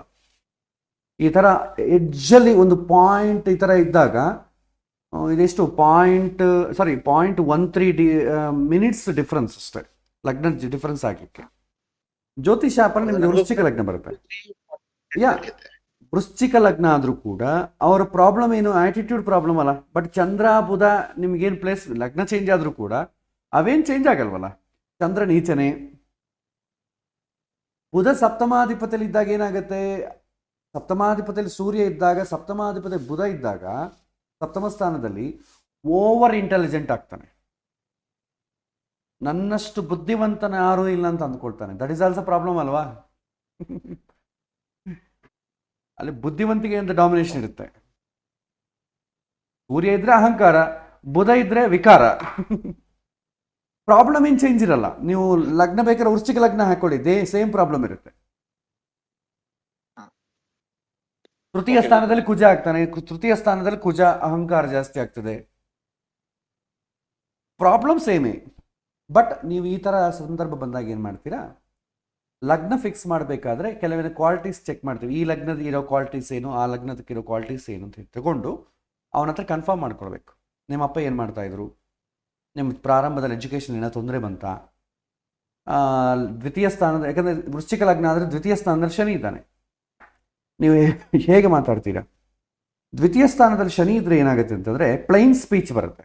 ಅಂದರೆ ಬಾಯ್ ಕಂಟ್ರೋಲಲ್ಲಿ ಇರಲ್ಲ. But he's saying that he silent. Silent ಅಂತಂದಾಗ ಏನಾಗುತ್ತೆ, ತುಲಾ ಲಗ್ನ ತಗೋಬೇಕು. ಎರಡನೇ ಮನೆಗೆ ಶನಿ ಇದ್ದ ಅಂತಂದರೆ ಬಾಯಿ ಅವ್ರ ಕಂಟ್ರೋಲಲ್ಲೇ ಬಾಯಿ ಯಾವ ಸಿಕ್ಕಿದ್ರೆ ಮಾತಾಡ್ಬಿಡ್ತಾನೆ. ಬಟ್ ಅಲ್ಲಿ ಅದೆಲ್ಲ ನೀವು ಚೆಕ್ ಮಾಡಬೇಕು, ಯಾವುದು ಕರೆಕ್ಟ್ ಆಗುತ್ತೆ ಅಂತ ನೀವು ಲಗ್ನ ಫಿಕ್ಸ್ ಮಾಡಬೇಕಾಗುತ್ತೆ based on his answers. But ಇಲ್ಲಿ ನಾವು ಇಮೇಲ್ ಅಲ್ವಾ, ಡೈರೆಕ್ಟ್ ಅಪ್ರೋಚ್ ಇಲ್ಲ, ಆದ ಕಾರಣ ಅದು ನಮಗೆ ಆಗಲ್ಲ. ಡೈರೆಕ್ಟ್ ಇದ್ದಾಗ ನಾವು ಇದನ್ನು ಫಿಕ್ಸ್ ಮಾಡ್ಬೋದು. ಬಟ್ ಇವ್ರು ಕೇಳಿದ ಪ್ರಶ್ನೆ ಏನು, ವಿವಾಹದ ಬಗ್ಗೆ ಕೇಳಿಲ್ಲ. ವಿವಾಹದ ಬಗ್ಗೆ ಕೇಳಿದ್ರೆ ಲಗ್ನ ಬದಲಾಗ್ತಾನೆ, ವಿಷಯ ಬದಲಾಗ್ತದೆ. This is attitude problem. ಆದ ಕಾರಣ ಚಂದ್ರ ನೀಚನೇ, ನೀವು ಲಗ್ನ ಏನಾದರೂ ಚೇಂಜ್ ಆಗಲಿ ಚಂದ್ರ ನೀಚನೇ ಇರ್ತಾನೆ. ಬಟ್ ಯಾವ ವಿಷಯದಲ್ಲಿ ಪ್ರಾಬ್ಲಮ್ ಅಂತ ಅಂಬೋದು ಚೇಂಜ್ ಆಗುತ್ತೆ ಹೊತ್ತು ದ ಮೈನ್ ಆಟಿಟ್ಯೂಡ್ ಏನು ಚೇಂಜ್ ಆಗಲ್ಲ. ಓಕೆ ಗುರುಗಳೇ. ಮತ್ತೆ ಇನ್ನೊಂದು, ಗ್ರಹಗಳ ಅವಸ್ಥೆ ಪ್ರಭಾವ ಯಾವ ರೀತಿ ಇರುತ್ತೆ? ಅದೇ ಗ್ರಹಗಳ ಅವಸ್ಥೆ ಅಂದ್ರೆ ಏನು, ಉಚ್ಚ ನೀಚ ಇದೆ ಅಲ್ವಾ. ಸರ್ ಅದೇ ನಾನು ಕೇಳ್ತಿರೋದು. ನಾನು ಬಾಲ್ಯಾವಸ್ಥೆ ವೃದ್ಧಾವಸ್ಥೆ ಅಂತ ಹೇಳ್ತಾರ, ಅದೇ ಅದ್ರ ಪ್ರಭಾವ ಹೇಗಿರುತ್ತೆ? ಬಾಲ್ಯಾವಸ್ಥೆ ವೃದ್ಧಾವಸ್ಥೆ ಅಂದ್ರೆ ಇಟ್ಸ್ ಎ ವೀಕ್ ಅಷ್ಟೇ. ದೀಪ್ತಾವಸ್ಥೆ ಅಂದ್ರೆ ಏನು, ಇಟ್ಸ್ ಎ ಟೆಕ್ನಿಕಲ್ ನೇಮ್. ಉಚ್ಚ ಸ್ಥಾನಕ್ಕೆ ದೀಪ್ತಾವಸ್ಥೆ ಅಂತೇವೆ, ದೀನಾವಸ್ಥೆ ಅಂದ್ರೆ ನೀಚ ಅಂತ ಕರಿತೇವೆ. ಮುದಿತಾವಸ್ಥಾ ಅಂತಂದ್ರೆ ಲಾಸ್ಟ್ ಡಿಗ್ರಿಯಲ್ಲಿರೋದು, ಬಾಲಾವಸ್ಥೆ ಅಂದ್ರೆ ಫಸ್ಟ್ ಡಿಗ್ರಿಯಲ್ಲಿರೋದು. ಆಮೇಲೆ ಕೃತಿತ ಅಂತಿದೆ, ಅದೇಂತಂದ್ರೆ ಅಸ್ತಂಗತ ಆಗೋದು. ನಾವು ಆ ಹೆಸರುಗಳು ಹೇಳಲಾರ್ದೆ ಉಚ್ಚ ಸ್ಥಾನದಲ್ಲಿದ್ರೆ ಏನಾಗುತ್ತೆ, ನೀಚ ಸ್ಥಾನದಲ್ಲಿದ್ರೆ ಅಂತ ಹೀಗೆ ಬಳಸ್ತಾ ಇದ್ದೇವೆ. ಸೇಮ್ ಚತುರ್ಕ್ಷೇತ್ರದಲ್ಲಿದ್ರೆ ಏನಾಗುತ್ತೆ, ಉಚ್ಚ ಸ್ಥಾನದಲ್ಲಿದ್ರೆ ಏನಾಗುತ್ತೆ, ನೀಚ ಸ್ಥಾನದಲ್ಲಿದ್ರೆ ಏನಾಗುತ್ತೆ, ಅಸ್ತಂಗತನಾದ್ರೆ ಏನಾಗುತ್ತೆ, ಇದನ್ನೇ ಅವಸ್ಥೆಗಳು ಅಂತೇವೆ. ಅದಕ್ಕೆ ಹೆಸರುಗಳನ್ನ ಕೊಡ್ತೇವೆ ಅಷ್ಟೇ, ಅದೇನು ದೊಡ್ಡ ಬೇರೆ ವಿಷಯ ಅಲ್ಲ. ಬಟ್ ಆ ಹೆಸರುಗಳನ್ನ ನೆನಪಿಟ್ಕೊಳ್ಳೋದು ಕಷ್ಟ ಅಂತೇಳಿ ನಾನು ಅವಸ್ಥೆಗಳು ಅಂತ ಹೆಸರು ಯೂಸ್ ಮಾಡ್ತಾ ಇಲ್ಲ. ಸರಿ ಗುರುಗಳೇ, ಧನ್ಯವಾದ. ಬೇರೆ ಪ್ರಶ್ನೆ ಇದ್ರೆ ಕೇಳಬಹುದು.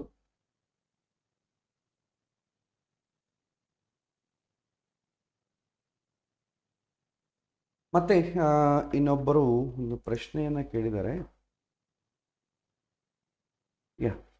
ಅದನ್ನು ಎಕ್ಸ್ಪ್ಲೈನ್ ಮಾಡ್ತೇನೆ ಹೊತ್ತು. ಒಂದು ನಿಮಿಷ.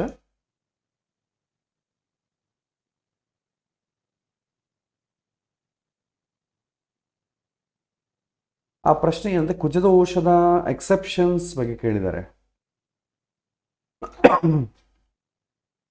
ಸೊ ಕುಜದೋಷದ ಎಕ್ಸೆಪ್ಷನ್ಸ್ ಇದ್ದಾಗ ಹೇಗೆ ಅದು ನೋಡಬೇಕು. ಐ ಥಿಂಕ್ ಒಂದು ನಿಮಿಷ.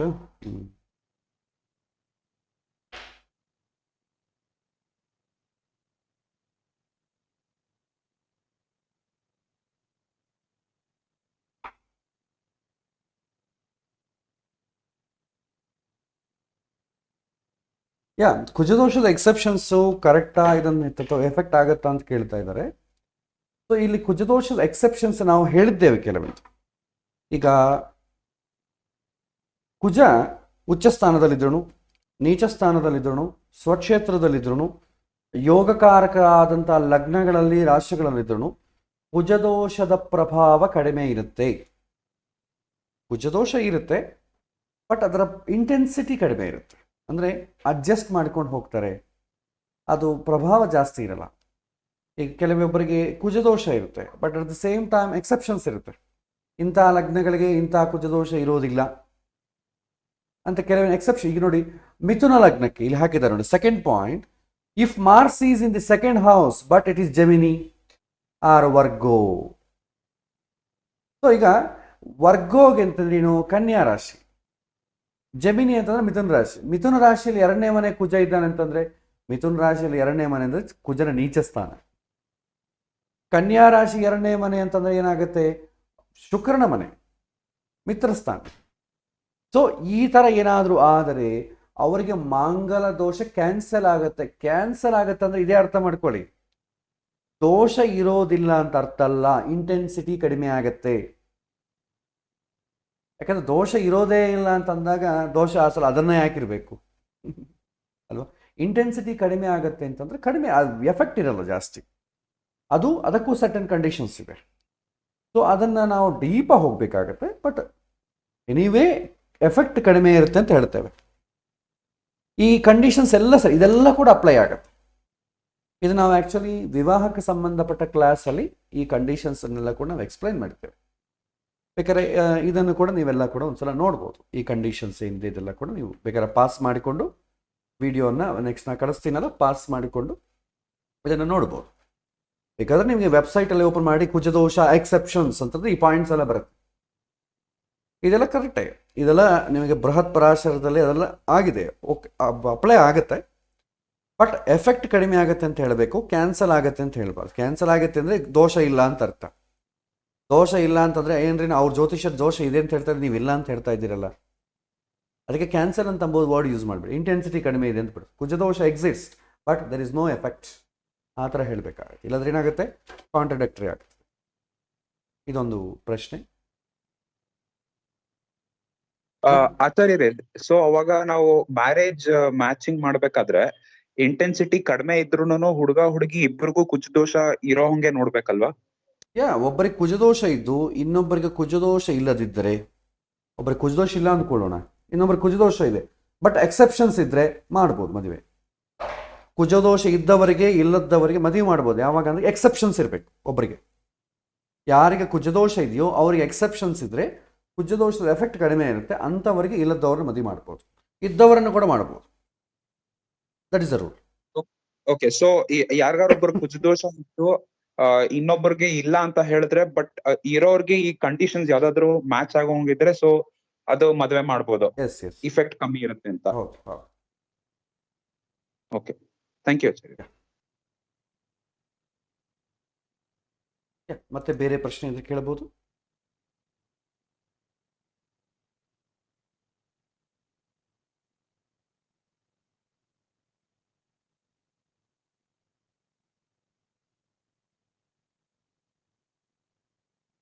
ಆಯ್ತು. ಸೊ ಇಲ್ಲಿಗೆ ನಾವು ಇವತ್ತಿನ ಪಾಠವನ್ನು ಮುಗಿಸೋಣ.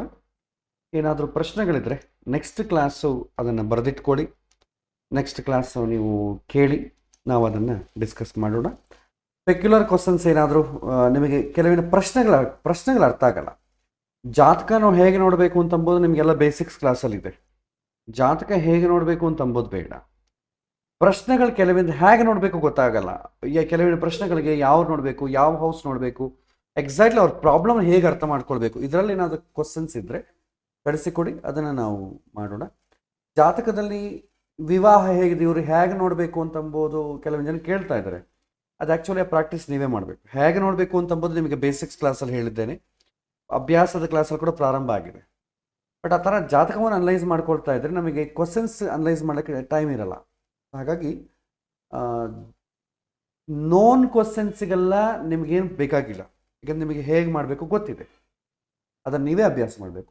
ಅನ್ನೋನ್ ಕ್ವಶನ್ಸ್, ಕೆಲವಿನ ಪ್ರಶ್ನೆಗಳಿಗೆ ಹೇಗೆ ನೋಡಬೇಕು ಗೊತ್ತಾಗಲ್ಲ, ಟ್ವಿಸ್ಟ್ ಇರುತ್ತೆ. ಅಂಥ ಟ್ವಿಸ್ಟ್ ಇರೋ ಕ್ವಶನ್ಸಿಗೆಲ್ಲ ಕೂಡ ನಾನು ನಿಮಗೆ ಇಲ್ಲಿ ಅನಲೈಸ್ ಮಾಡಿ ನಿಮಗೆ ಎಕ್ಸ್ಪ್ಲೈನ್ ಮಾಡ್ತೇನೆ. ಅದರಿಂದನೇ ನಿಮಗೆ ಅನುಭವ ಶೇರ್ ಆಗ್ತದೆ.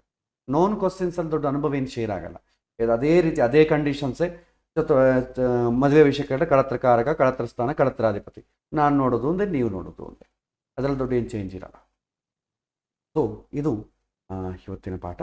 ಮತ್ತು ಬರುವಂಥ ವಾರ ಯಥಾ ರೀತಿ ಮತ್ತಿಷ್ಟು ವಿಚಾರಗಳನ್ನು ತಿಳ್ಕೊಳ್ಳೋ ಪ್ರಯತ್ನ ಮಾಡೋಣ. ಇವತ್ತಿನ ಪಾಠ ಇಲ್ಲಿಗೆ ಮುಗಿಸೋಣ. ಶ್ರೀಕೃಷ್ಣ ಅರ್ಪಣಮಸ್ತು.